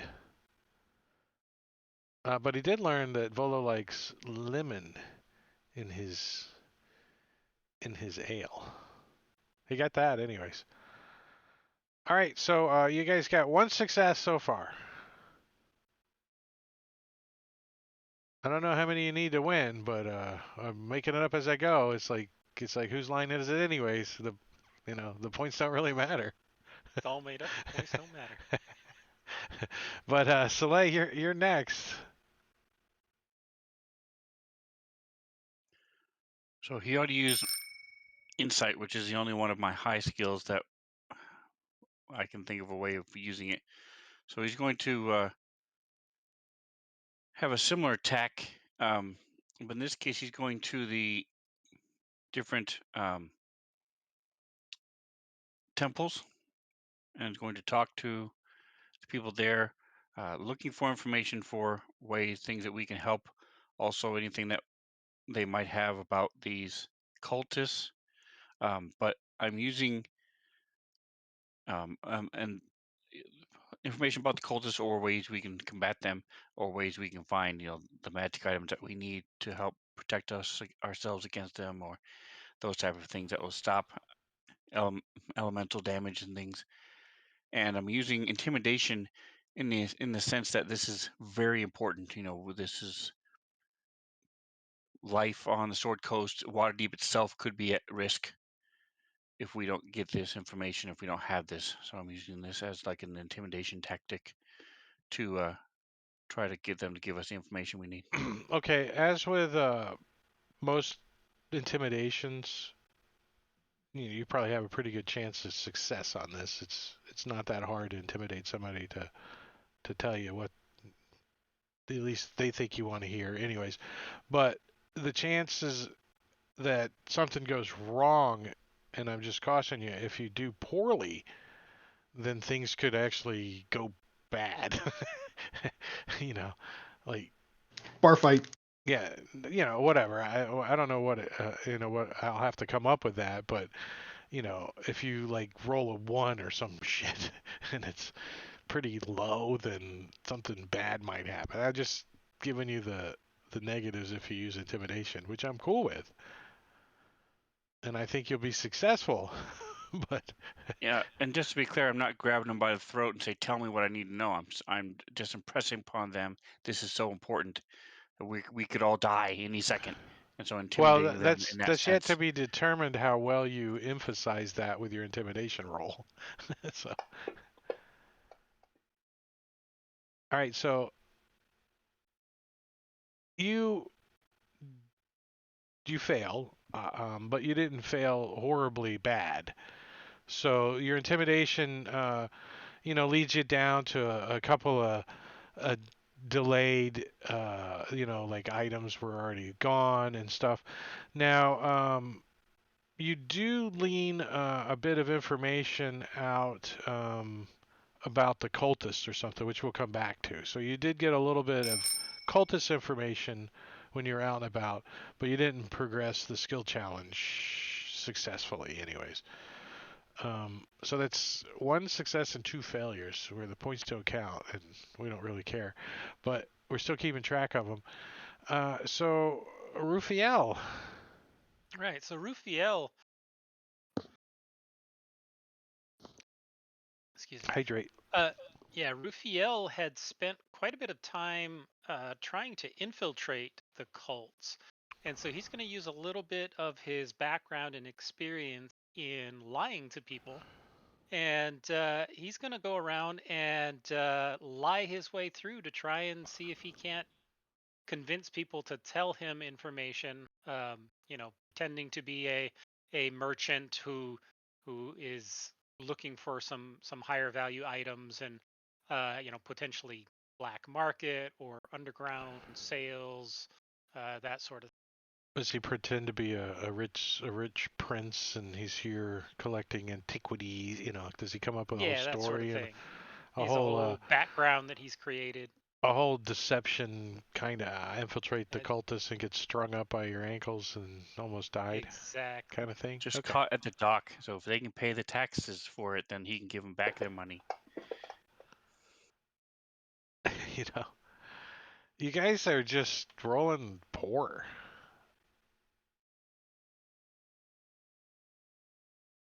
However, Rufiel rolled slightly better than poor, so you guys get another barely, like, DM's giving it to you by the skin of your teeth, because another failure would mean what? That was like 3 in that like automatic failure, and you guys don't get any magical items, and that would suck. I mean, like, It's all on pinch. suck. No pressure. No pressure, pinch. No pressure. It's tied up 2-2. Okay. The points don't matter. So Pinch hits the streets, you see. And being born on the streets, it's not hard. He's picked up a little slang, little thieves can't, and he starts to put some feelers out as he's working. He can see the little urchins working the street, and he asked a few of them some questions, and he works his way up, and he finally here's this location down the dock ward. It's called the Old Zoblob Shop, and he walks in, and everything's real purple, right? Okay, so there's everything's real purple in here, and there's this little gnome, and he's sitting up on the bench, and he's smoking this purple pipe. He's just kind of sitting on his counter, and there's a stuffed beholder in the window, and he comes in and he says, in thieves' can, he says, we're sort of looking. I got a group of people, and we're looking for a few items that might help us, get through a couple of tasks that we've got to do. And I was told that, you would be the person to do it. And I just kind of like to look around the shop. Now, Pitch is pretty good in investigating, finding his way down here. But what he really wants to do is get the gnome off balance, and then look around for that because he's found out that Zoblob's a front for the Xanathar Guild, and the Xanathar Guild of Thieves is bound to have a bunch of hot items that they want to move. Some really nice stuff. So Pinch is kind of looking around the shop trying to find where this list of things that old Zoblob here might have. He's going to try to swipe that list of things to get it back to And what's his he's name. Investigating this, or is he trying to Well, just no, perceive it? he investigated his way down Uh-huh. to the shop, and he's looking around the shop. But he's going to try to snatch old Zoblob's list of things that Xanathars might have for sale right now, or something that his hot items list that's not I necessarily think displayed. Zoblob. He sometimes he doesn't look like he's paying attention, but he gets the general impression that he maybe sees more than you think. So you're gonna give me a sleight of hand to try to sneak this little Just to piece try of to paper out from at underneath of him. least at However, least get a good look at it. since you came up with the story and the shop and the guy's name and the color of it and everything, I think I'll give you advantage on the roll. Oh no shit. Okay. And because he's Well, purple. And you're purple, and it's to the tiebreaker too, so no favorites here. you're turning violet, Violet. I've actually have ran Waterdeep Dragon Heist, and Zoblob is Chapter 1. one of And my favorite characters. Chapter and I, 1. Yeah. and I totally watched the whole time you were playing Zoblob, so yeah. Cool. So okay. Sleight of hand with advantage.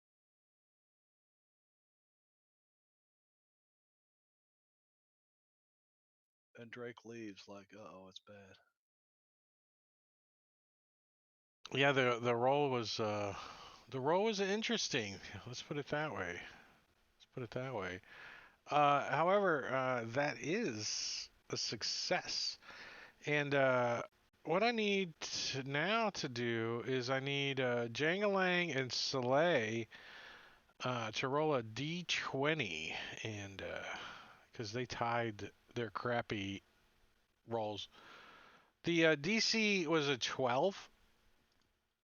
Just as kind of I said it what it was, and Lumina busted an inside of a 23.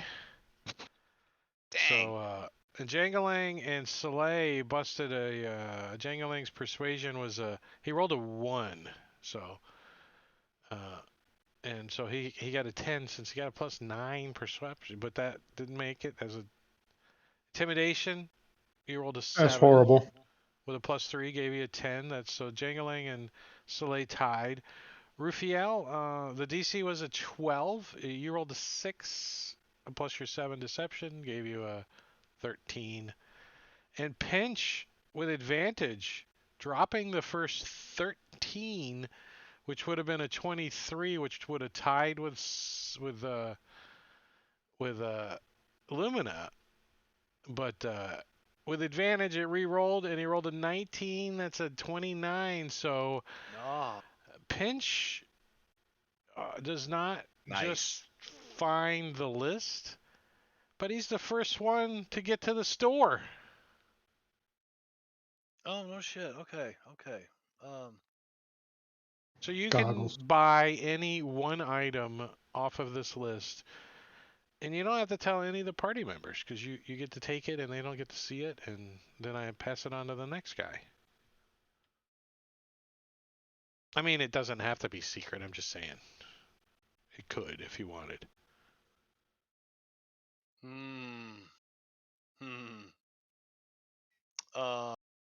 Some nice stuff Are we on able there, to isn't sell there? the stuff first so we can get them our money? Yeah, we can do that if you guys want. Party sheet stuff. Yeah. Let's let me take hold care off of on this the. a sec. Yeah. Oh, gems and jewelry. Oh yeah, that's right. All the gems and jewelry. Is there anything else you guys need to check in there real quick, gem and jewelry wise that you might have? Yeah. No, you probably didn't get anything, did you? Yes, I have a. It's in my cell thing here. I just saw it earlier. Small malachite. I doubt it's worth much, but It's 100% right now. All right, here we go. We'll sell all that for a grand total of Wow. Not bad. 1,425 gold Dang. pieces, 17 That items. gold necklace. Yep, we'll split that up equally amongst the 5 of you. 285 gold. And then this stuff is going to be at 50%. Whatever you put in there will get split up 50% amongst the party. If they're magical items, I need to make sure I set a value.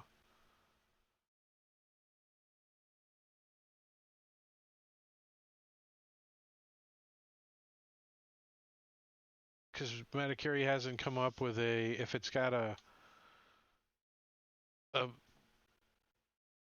501 to 5,000, that when you put it in the party sheet, it randomly rolls that number. When you Now, add I it to the have- shop, it does. I know, but not in the party sheet. No, not the party. So I have to actually I have change something I've it. been carrying around. I don't want to sell it, but I want to get it into the right hands with that of the Harpers. And it's the Seminole Faction Text Code Book. Where did that come from?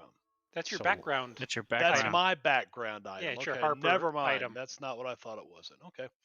I think Shows you that's what all the you need to do to earn your badges. stuff. It's the Boy Scout manual. Yeah.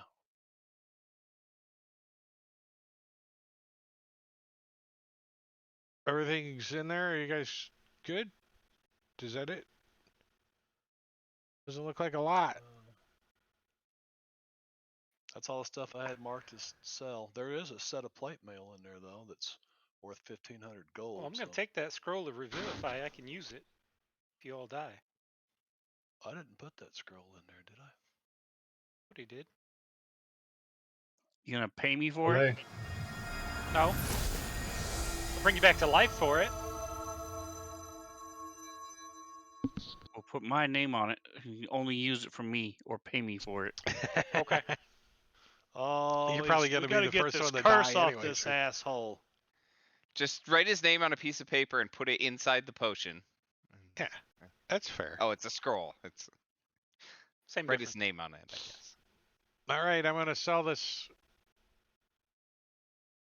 2160, 2156. Split up.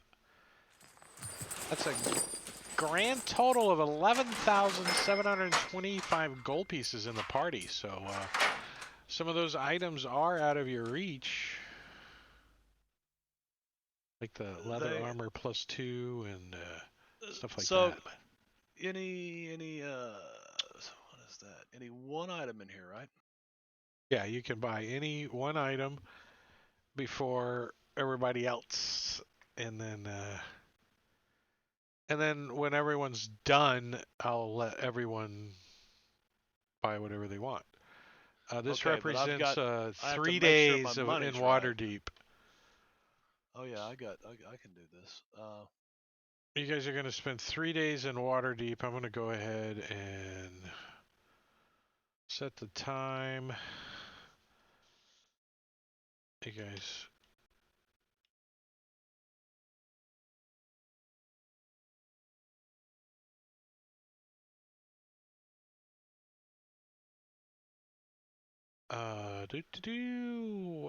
What was I doing? Oh yeah.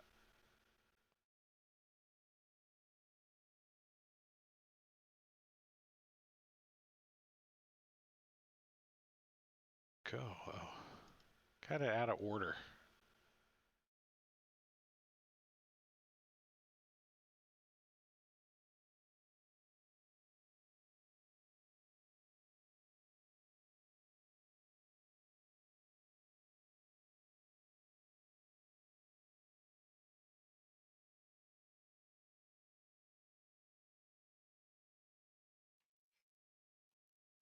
I'm all done there, Drake. Grabbed my item. All right, 1 second. I'm just making a note, and all right, that's good enough for now. All right, so that puts us to. Wait, what did you buy it? You bought? Oh, okay, good. I see it there. And that Yep. shows to the whole party that you bought it? Nope, we don't see anything. Oh, okay. That works out well. So you can easily do that. Well, I'm trying to see because I'm pretty sure that's what. Let me grab my studded leather back out of here. Well, that kind of speaks for itself, doesn't it?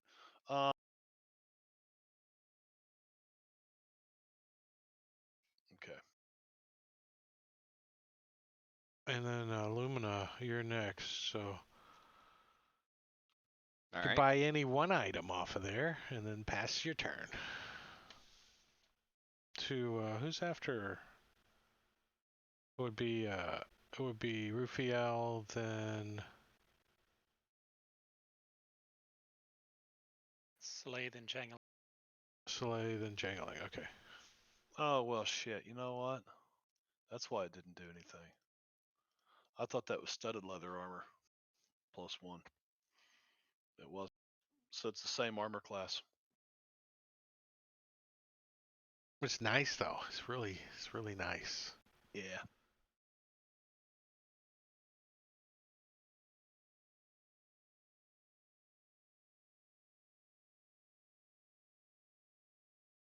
Some okay stuff on there.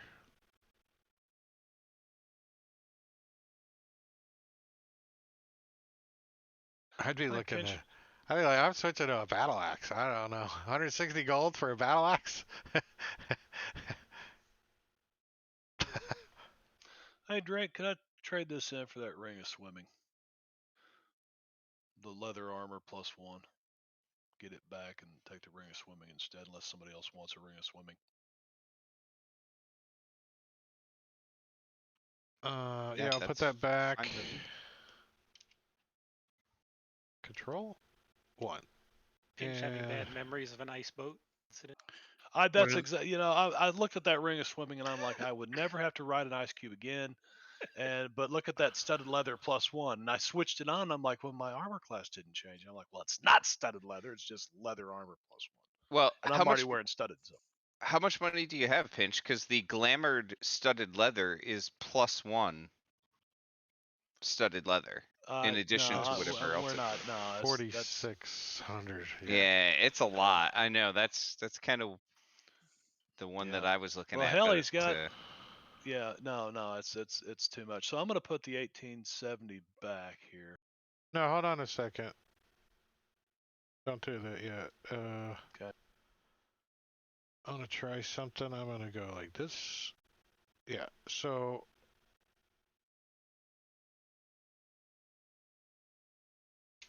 1870. 1686. So, Pinch, just give yourself back 1686, which is the difference. Okay. And take that ring out of the party sheet. And I'll take it off of here. Did I just add fucking Electrum? I did. Nice. So you only do it again. Because it's only half of what you should have gotten. All right, there we go. And grab the ring of swimming. Thank you, Drake. No more ice cubes. No more ice boat. And I'm gonna delete this leather armor +1 off my. Yeah. And are you coming? Did you get something there? yeah, Celtics? I was trying to figure out if I had enough to be able to buy that glamored studded leather. Because even though it's expensive, it's pretty nice. Yeah. But I do not. So I might just grab that.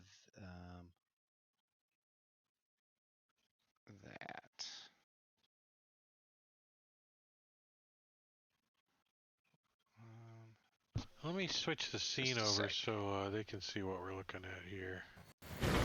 Yeah. Yeah, we're looking at the shops, so the players can push the arrow button and the item will go into the cart over here, And then when they hit buy, it'll take the gold off of their character sheet and give them the item. Like that. Boom. 420. All done. We need the cash register. Cha-ching!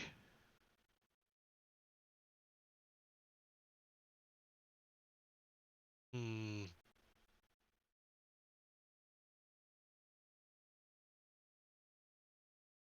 I don't know what we would do. Purchasing, maybe? I don't know.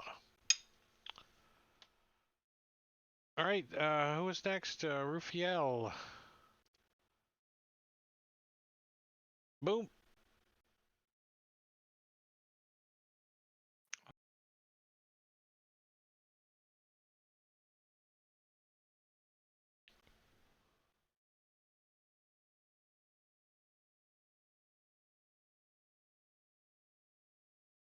Do you guys like that coin converter deal?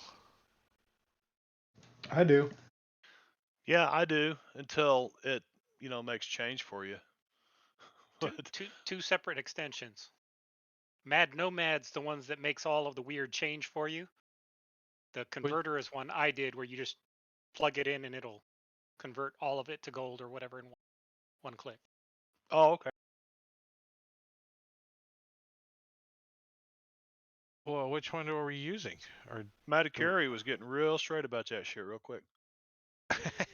do we have the wrong one on? Is that what you're telling me? No, they're both on. Oh. The Mad Nomad's character sheet tweaks is the one that adds that plus minus button. And then mine is the one that adds the convert button. Oh, the plus minus. Okay. So use the convert coin ones. I use them. I use them both. I use them to You don't have a spend or choice. receive money. Yeah, you have to. Yeah. Right. And I just changed all my other coins into gold, so I see how much gold I got. The coin converter is nice. I like that.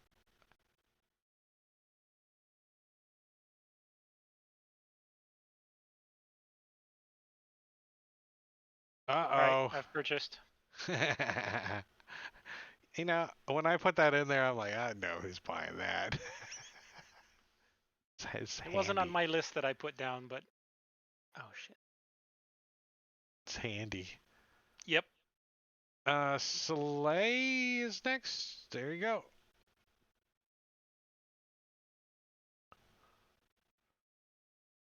At least now you can see what you missed out on with a 0, right? No, whatever was 0 is not there. Oh, when you guys look at the shop, if it's 0, you don't see it? Cool. Yeah, there's nothing here I can use.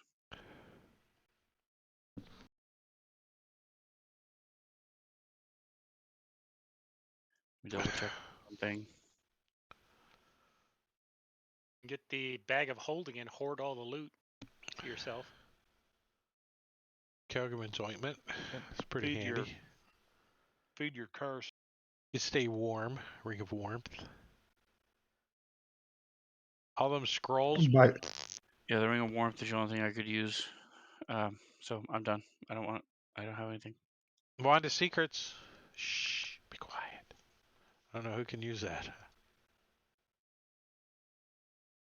Anybody.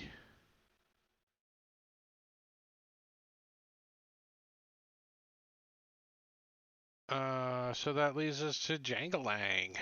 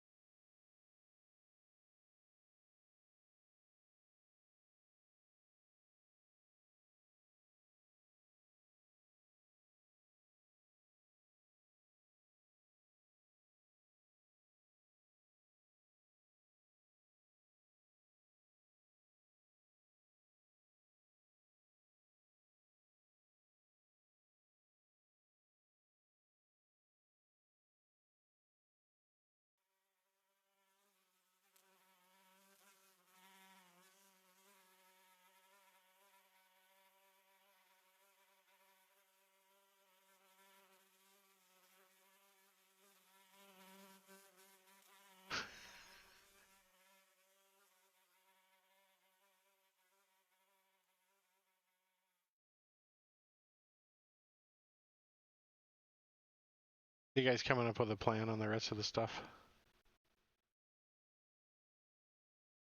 If we can continue on the second round, I want to pick up the bag of holding. If it's still,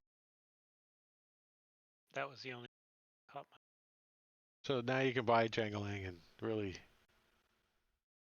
If we've got one in the party, that's fine. Just I've got one. I think Pinch has one too. I've got a So- bag of holding. Yeah, we've That's got where a I couple put the already. plate mail in. He couldn't. I just have a low strength. Yeah, I don't see anything either. No goggles of night. I'd buy those for pinch.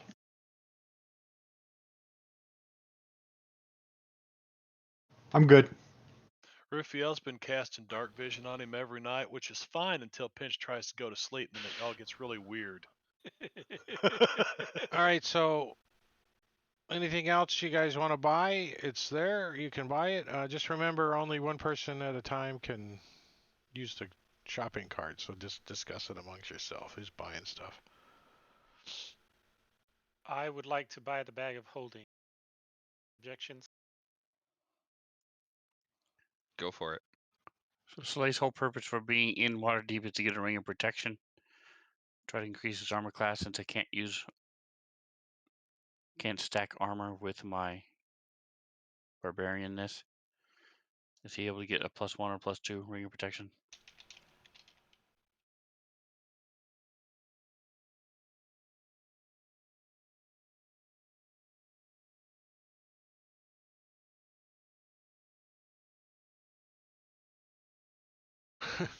There it is.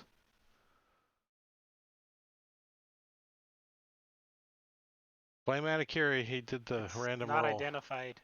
Oh.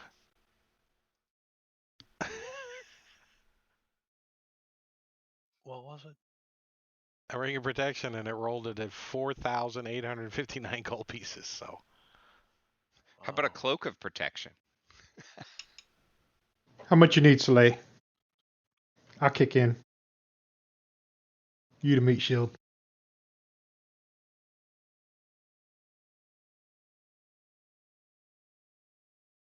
It's a rare item, so it could be almost 5,000 max. This one's like brand new. He's like, he takes it off his finger and sets it on the counter. He's like, it's for sale for the right price. So I didn't want to sell it, but am I able to trade the claws of the Umber Hulk? I'll chip in 1,000. Well, how Yeah. much do you need? Soleil. Yeah, I can chip in too. I got What- 3,000. I I didn't have buy anything. 31. I have 3,100, so I would need What are you looking for? 1,700. But I can For get a rid of these ring of claws. protection? No, keep the claws. They're useful. Yeah. You dig. Well, the Yeah, I'll claws value. I have just a general roll that I use. 2,500 is the value, so you'll get half that when you sell it. Nah, keep it, and we'll all just chip in for you. I'll chip in. Can I spend those 3 nights on the corner trying to sell my wares, quote unquote? Just yeah, a you actually, gigolo. Wait, you actually lose money doing that, I think. yeah, if you're under a street light, you'll lose money. If you're in the darker corner, you might actually break even. You might break even.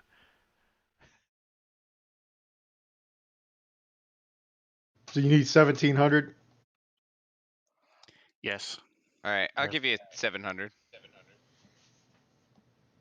I do 7. That's Yeah. 14. Here's so what you need? 300. Yes. Spend 300 on Slay's slush fund. And 6.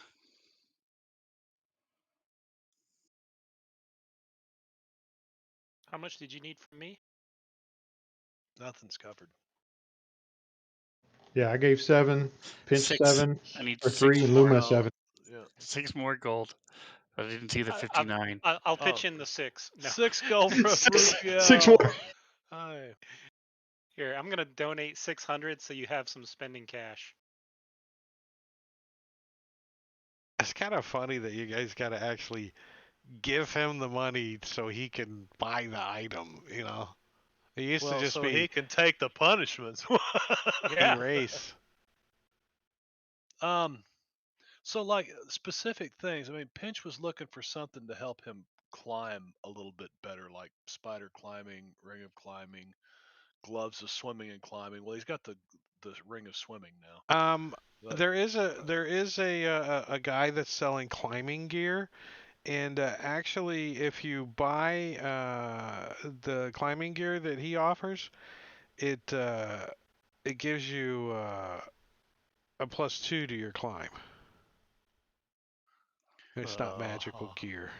Not So, John, how magical does this gear, work? just Do I have to wait? nice rope and stuff, huh? Someone just bought something. Am I good to go, or do they need to do something special? You're good to go. I just bought the Ring of Warmth, so you can go ahead.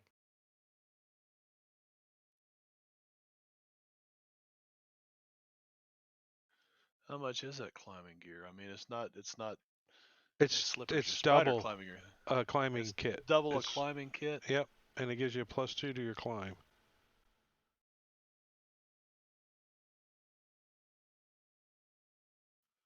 So that's only 25. Hell, I'll spend 50 gold so that the party can have an extra. Okay.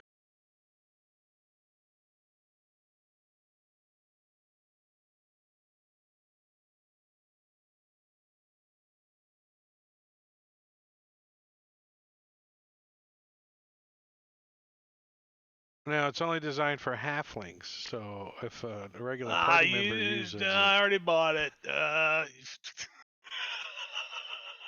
you're like, wait, So what's this wait, small print? There's small what print on here. what does a Halfling size halfling print. only climbing kit look like? Is it just like half the rope? The It's- pitons are smaller. You guys are funny. It's thread and pins and needles. Right. Yeah, it's yarn. Instead of 12 pitons, it comes with 18. Because you got to space them closer together.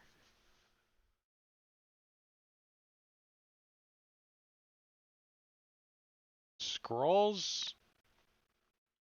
I'm taking a look at the scrolls. Some of them. All right, didn't we? Oh, it was a potion of gaseous form we sold for like 1,200, right? Not a scroll. All right, never mind. Yeah, scrolls are generally way cheaper. Like a scroll of invisibility you can buy for 67 gold pieces, but a potion of invisibility is like could be like 50,000.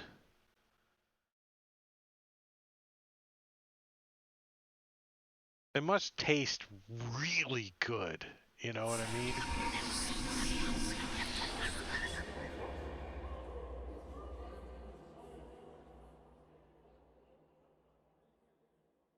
What was that? That was buying the scroll of tongues and Oh, the invisibility. Are you guys disappointed in the magical items? It's kind of a random rolls for the 3 days that you're here. But that's the minimum that you guys could spend in Waterdeep is 3 days, and that's what you got. If you guys want to spend longer in Waterdeep than the 3 days and continue to look for specific magical items, we could do that. But that's stretching their timeline a little. That's the way I did Dragon Heist. I said, yeah. I said basically anything is available in Waterdeep. If it's available someplace, you can get it. Short of something that's going to decimate the globe or whatever. But uh, but how much time does it take you to find it? Do you have to employ people to go out and steal it for you? Do you have to, and there's a whole system of them trying to obtain things in Waterdeep. And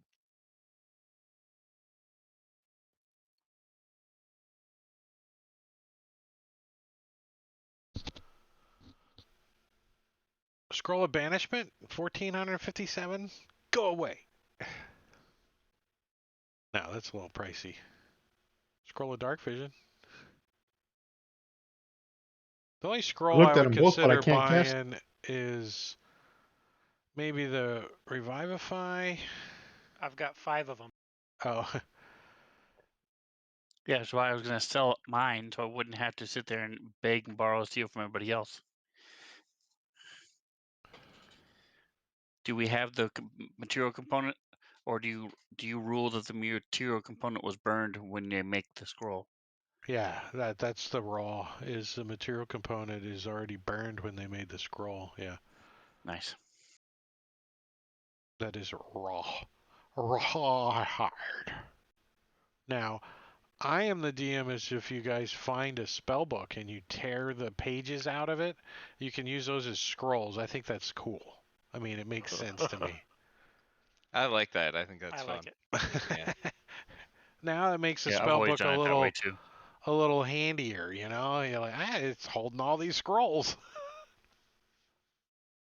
So, by the logic of that, then when you inscribe a spell into your spell book, do you have to spend the material components? Because a scroll has the material components already spent. No, the wizards are screwed enough as it is. It sucks being a wizard. Yeah, You don't take ruin all it your for money. all of us, John. What are you Take- doing? Take Don't all your ruin it. money Logic. just getting Yeah, spells. logic. Yes. I think you got to spend 100 gold pieces or something per page or something, don't you? To Per add it level. to your spell book. And there it is. It's Plus 1 material hour. components. Yeah, it's crazy. Per level. All right, so are you guys done for now with the list?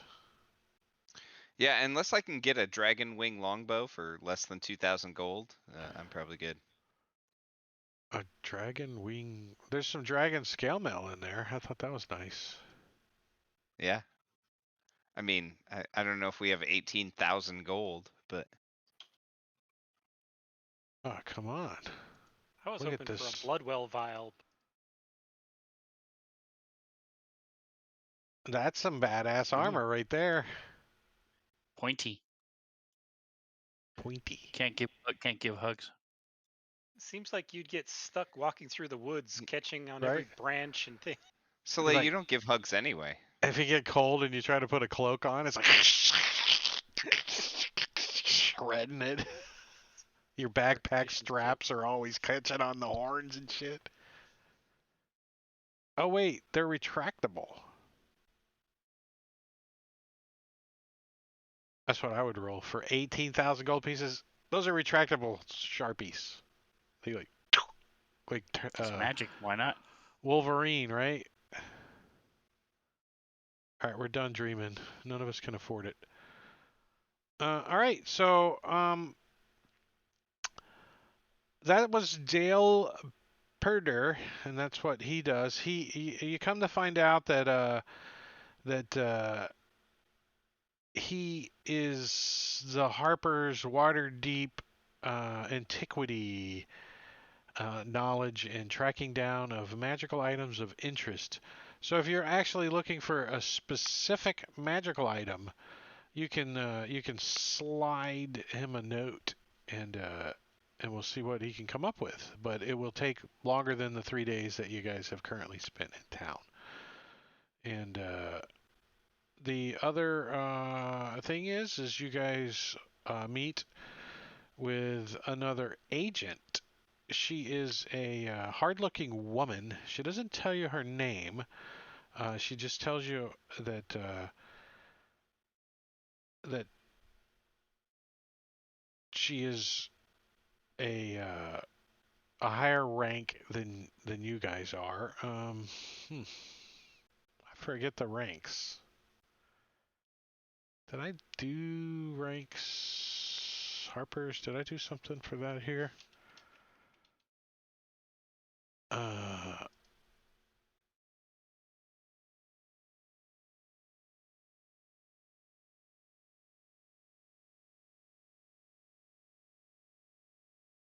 Your lowest rank would be the bagpipers.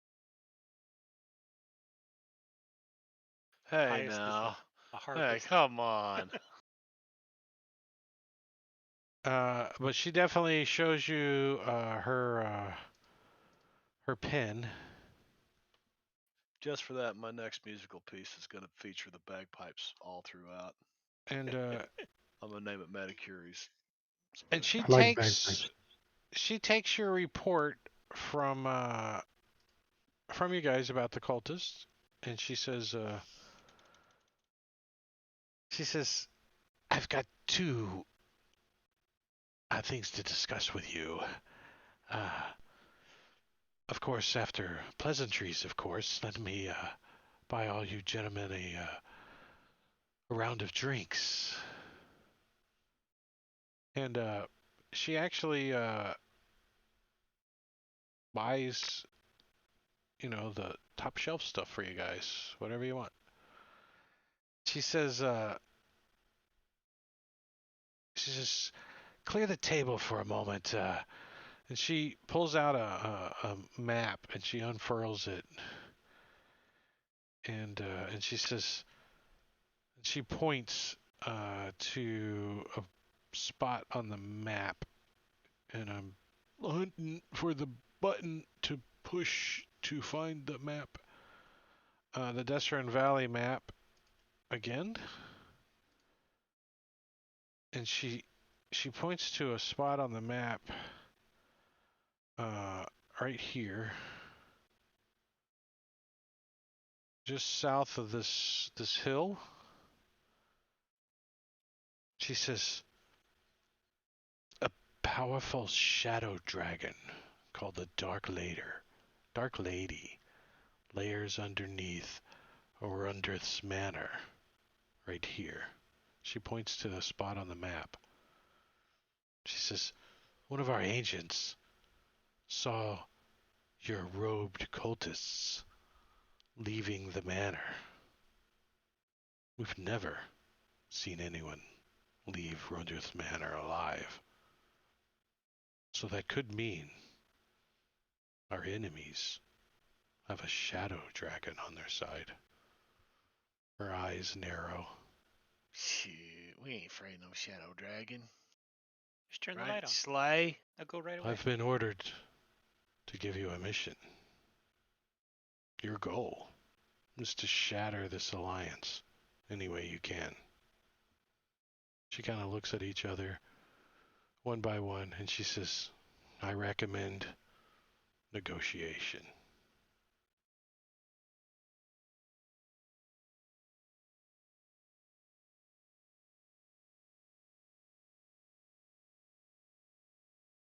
She says, what questions do you have of me before I take this report to the higher ups? What's this lady's name? Agent. Just call me Agent. Agent. Who would be able to tell us more information about these here shadow dragons? I'm sure one of the libraries would have research material on topics like that. Perhaps there is a church here to Agma. It has a substantial library system.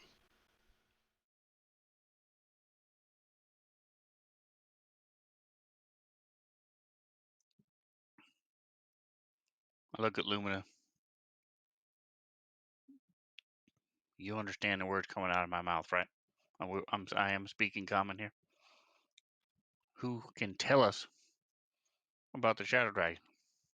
If I wanted to read a damn book, I'd go to the library myself.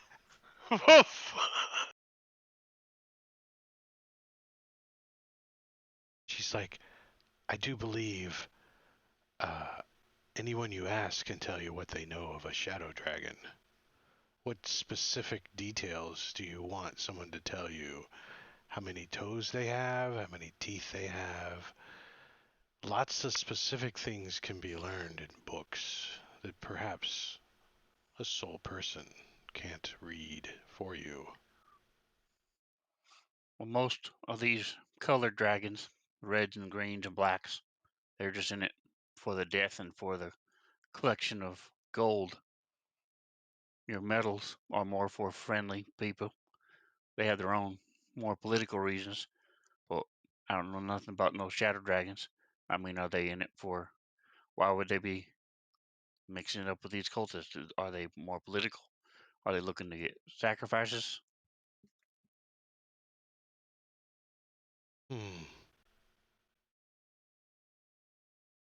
She says, There is a bit of information that perhaps you might find useful about the Dark Lady.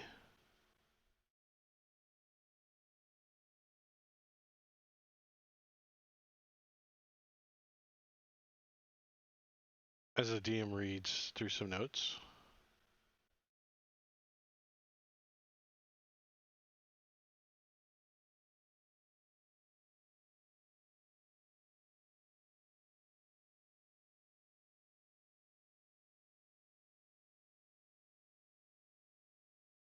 Sorry. So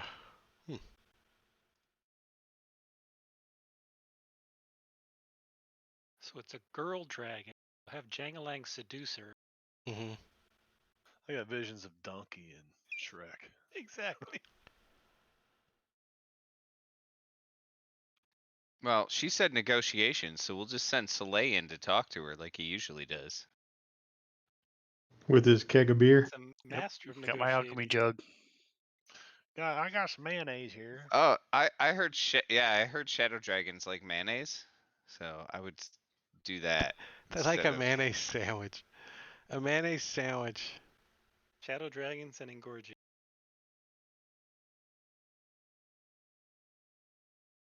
She says, a typical shadow dragon is like a living shadow when they want to be. They like to live in dim or darkness. They sleek around in this darkness, and they prefer to stay out of sunlight. They have sensitive scales when it comes to sunlight. Just the sight of these massive dragons has been known to scare men to death, and their claws and teeth can shred a man in armor easily, swinging their tail about. But they have a breath weapon that seems to exhale a fire of shadow to creatures all around them. It just turns their skin and flesh and rots it away into necrotic puddles at your feet.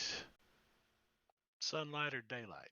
If you were to catch this shadow dragon and upset her in her lair, you would have another few contingencies to deal with. You cannot sneak up on a dragon in her lair. Shadow dragons, no exceptions. They have keen perception when they're in there. You can also watch out for their wings. They've been known to hurl men off their feet at quite a distance away. Now, as far as the Dark Lady and her intentions up underneath the manor, I'm not privy to that.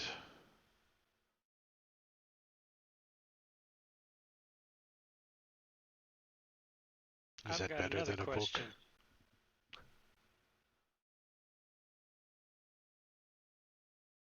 What is that, Raphael? Not so much about dark dragons and shadow dragons and whatnot, but I'm curious if you happen to know anything about this highly, extremely destructive orb that we encountered. One of the cultists produced this orb uh, near Amphail, and when it shattered, an area for a mile around suffered the most intense heat and has burned. Yes, we're getting reports of Amphel and its devastation. I did read a report on these orbs the cultists are assembling. These are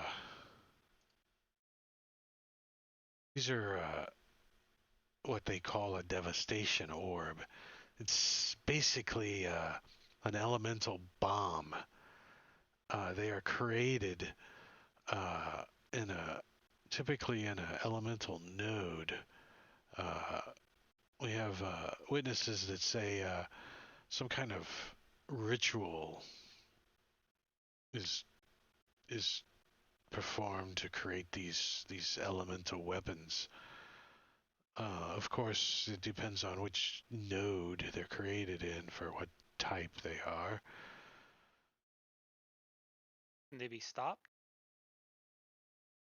Well, once a devastation orb is uh, is created, it, it's only a matter of time before it detonates. Its power cannot be withheld for too long. Perhaps the longest is 100 hours, maybe, once it's created, but it definitely will release its elemental energy it contains by then. We have reports that there is such a device that can delay this countdown. It's a container. It has to be crafted and specific to the orb, but it prevents it from detonating. This container is generally inscribed with symbols of the opposing elements. So, the case inscribed with the earth symbols can be used to contain a devastation orb of air and keep it from detonating. While in the container, the orb makes a thrumming sound. Once it's So removed from that container, it explodes only moments after it's removed. So once it's been put into the container, as soon as it's taken out, it will explode within seconds. So if it's gonna detonate, do its magic within 100 hours, can we just stick it in a bag of holding for 100 hours and take it out when after it's already gone off? Since a devastation orb is made in an elemental node, which is a demi-plane from the prime, extra-dimensional spaces and items that come from are not always agreeable. The orb is No, very almost. fragile. It's can be easily broken, and as soon as it's broken, even the slightest crack, it will explode instantly. So if you put one in a bag of holding and put that bag of holding in another bag of holding, then it gets dumped onto the astral. Somebody else's problem. They can deal with it. Maybe the Githyanki. We don't care. Just get it out of here. Find some illithids to boil.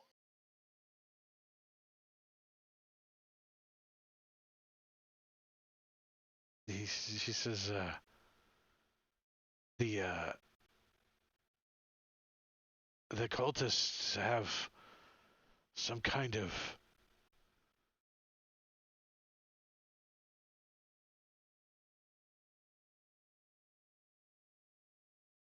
god or power that's gathering them together. Somehow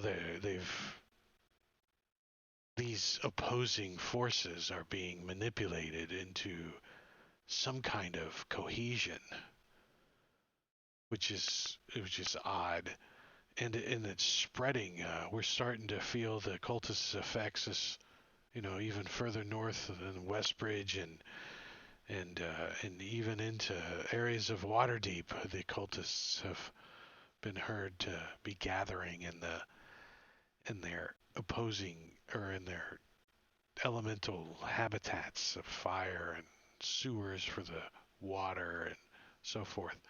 They're slinking about, they're gathering knowledge, they're gathering strength. And if they have a shadow dragon on their side. It's gonna really influence the area and affect us dramatically. Rendreth Manor. All right. Go to the manor, take care of the shadow dragon, go kill the fire dudes. She She says, suggested negotiation with the shadow she dragon. says, I recommend that you find out what you can. And what is your exact goal? Let's see, where did I do that? The button? Where's the button? Well, since It's in dragons the wrong are spot, that's why. Make sure she's motivated. not friends with the cultists. That's the goal. I mean, they're typically Yeah. motivated by objects of power or value or wealth. Do we have something? Do you Harpers have something, Miss Agent, to offer this dragon that we may offer on your behalf to, like, chill out and leave these cultists alone? Because it just get her hurt anyway. Evil dragon wouldn't feel compelled to honor an agreement. She says, I do agree that taking something to negotiate with is probably a good idea. However, since shadow dragons have minds of their own, and I can't say that one shadow dragon might like, say, sturge caviar over lamb chops or whatnot, I could say that I can offer you gold, or perhaps even some magic. I could ask around and get with my superiors on. What do you have in mind? Well, If we get one of no these idea. here devastation orbs and paint it gold, we can give it to her. Wait 90 hours, give it to her, and leave.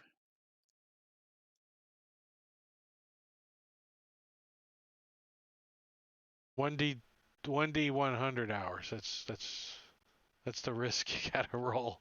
It's 1D 100. They really wanted you to roll that big ass round die, you know, the big 100 die that doesn't never stop. It just keeps rolling across the table. You're like, this is great. Alexa, lights on. It's getting close to bedtime. My light's already going off.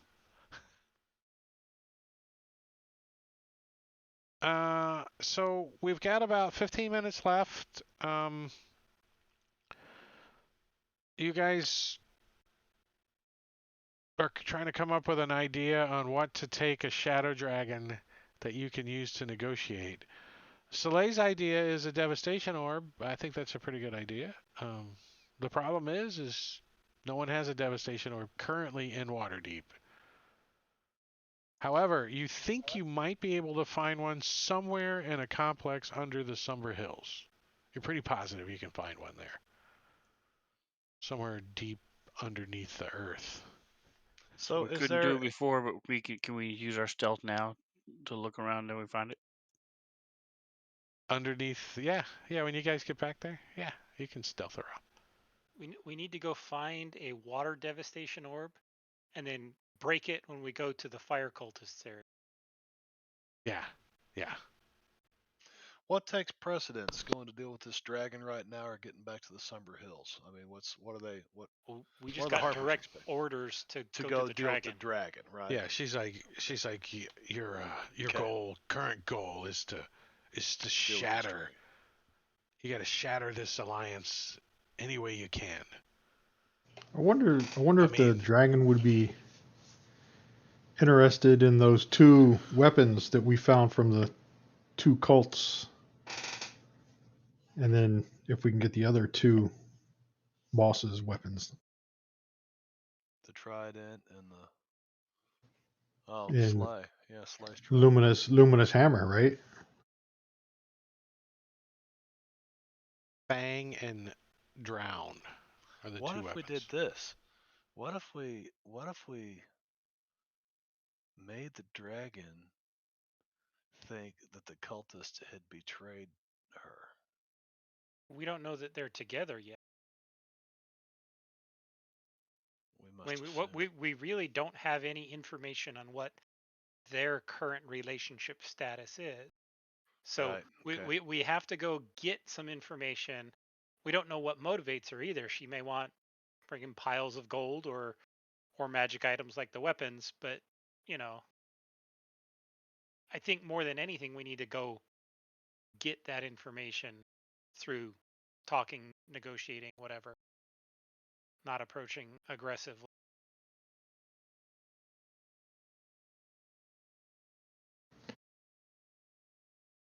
Which you want to be aligned with the cultists if they're weak enough that the 5 of us idiots could take out a whole section of them. 3/4 of them. Right. Or is Dragons she want to be annoyed? aligned with power. Is she annoyed by them? They're encroaching on her area. You know, she's been known to live in this region for a long time. She's a full adult shadow dragon, and this is her lair. She may not want another power group horning in on her territory. We might be able to convince her True. that hey, they're not going to stop it at the Somber Hills. They're already making encroaching advances on other places.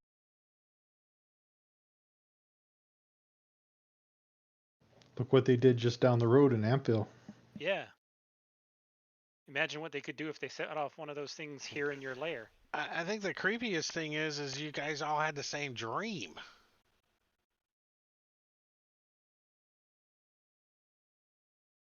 That's kind of powerful. Yep, somebody with some Who the hell's got major the dream mojo. spell?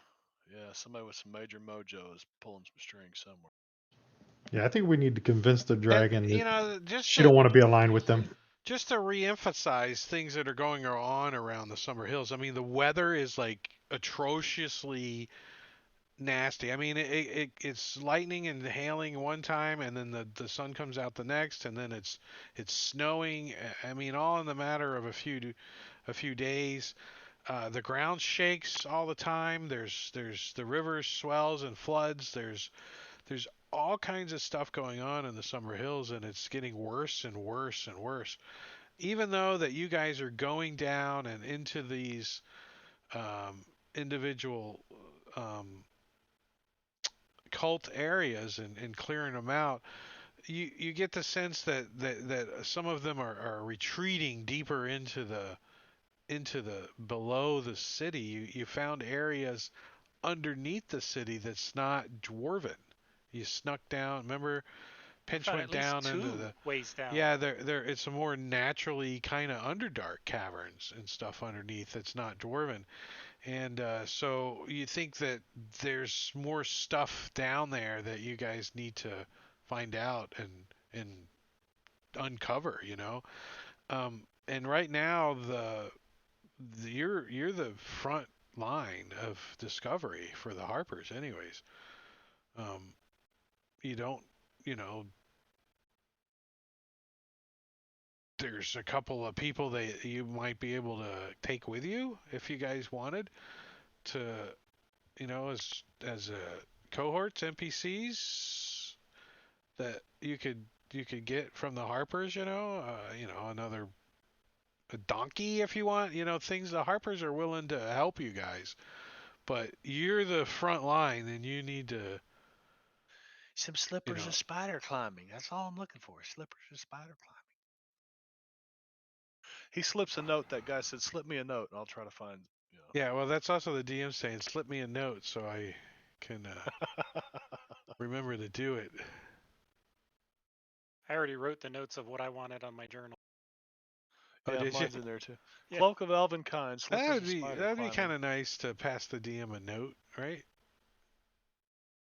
Well, That he could like there's the store whole. somewhere. Well, that's what the notes are for. There's a whole data type notes. I don't Players see can any create. notes. No one sent me a note. I don't see any notes pop up. Where's my note? Well, they added it in. We can't make it pop up. Well, then that's just crap. I guess this way. Hey, you can share it. That works. See, you can make stuff pop up. So the program knows how to do it. You just gotta do the gobbledygook. The gobbledygook. The semicolons and Yeah, the code. ampersands. The code. Well, so can I take this? Let's see. I want to take the. I want to get a note. Element O P Q. Where's notes? There. It's under. I want to make a new note. We like this. We like that. I'm gonna grab that. I can't grab the text. Damn it. Doesn't work. All right, party You want items. me to create a note? I can create a note for my stuff. No, I want to do one from everybody, but I thought I could just copy what you sent me in the text and. You should be able to just drag and drop it. Not copy, just drag the whole thing. The whole note? The whole whisper? Yeah, It doesn't. in chat. You got to do it from the chat. Not Oh, from there. the window. I'm dragging the window around. It's not working. Yeah, okay, from chat. There you go. All right, so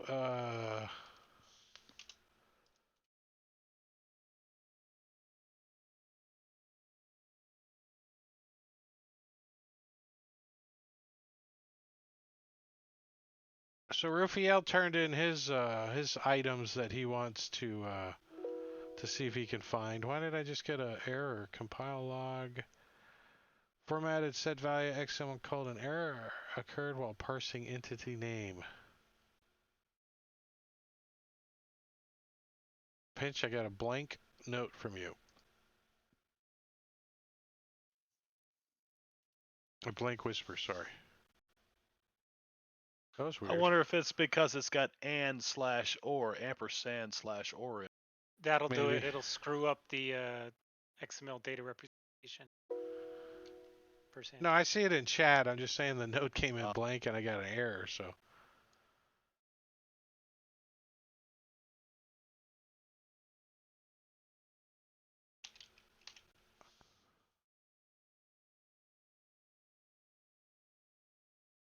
I'm making a note. Look, see? I'm showing the chat. I'm making a note. Party items, dream on, bitches. Is that what you want? You want our wild dream requests? Hey, if it's on there, it may become dream on. So far, everything seems pretty legit, maybe. Of course, I gotta see what the value is and how long it's gonna take to find it, and I'll come How up long with it a. takes us to earn the money. I limited mine to uncommon. Yeah, I did too. I'm like, I can't afford anything over uncommon, so why even look? I'm DM adjudicating that winged boots should be rare. I don't disagree.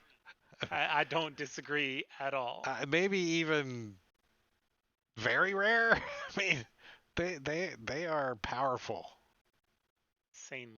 And I have a pair as a character, and I really try to limit how annoying I could be with them. Yeah, when Squall had the boots of flying, it was like, he it was like, this is kind of OP, so I didn't want to push it. And Krell had that for free with Yeah. no item. Right? On a fly. Well, the thing that I never understood is I feel like the broom of flying is like the boots of flying, but in my opinion, even better because you don't have to like attune to it or anything. Right? You just hop on the thing. Brrr. Yeah, it's crazy. I always thought that you kind of had to hold on though. Like you got to at least have one. Yeah, you got to do like one the hand Harry on Potter it, right? in Quidditch. Quidditch, where he's surfing it. Yeah. That's it? Only 2 people? Or are you guys working on it? Working on it. Slay needs to hit things better and not get hit. So I've got my ring of protection and my new trident, so he's good for now. What about are you guys gonna try to take the shadow dragon something? Like even a bouquet of flowers? I mean, is anybody I got an idea. Let's stop by the Golden Fields and pick up some of Ariel's stash. and then donate that to the Let's Shadow do Dragon. that. Let's do that, man. can't Let's sit hurt. around in shadows. Well, I mean, you don't actually have to go to the Golden Fields to. There is Zoblob's shop too that you can. Well, yeah, but didn't Tess say she was going to go to the Golden Fields? So we can meet up with her, get his full stash, and Oh, I'm cool with you guys going to the Golden Fields. It's not really stopping by. It's 5, 10, 15, 20, 25. It's like 30 miles east and then 30 miles back, so 60 miles. So it's, 4 Couple days. days. Yeah. 3 days. There you go. Oh, I like how you put your name on there too. Thank you. Oh shit. Screwed that up. Control Z.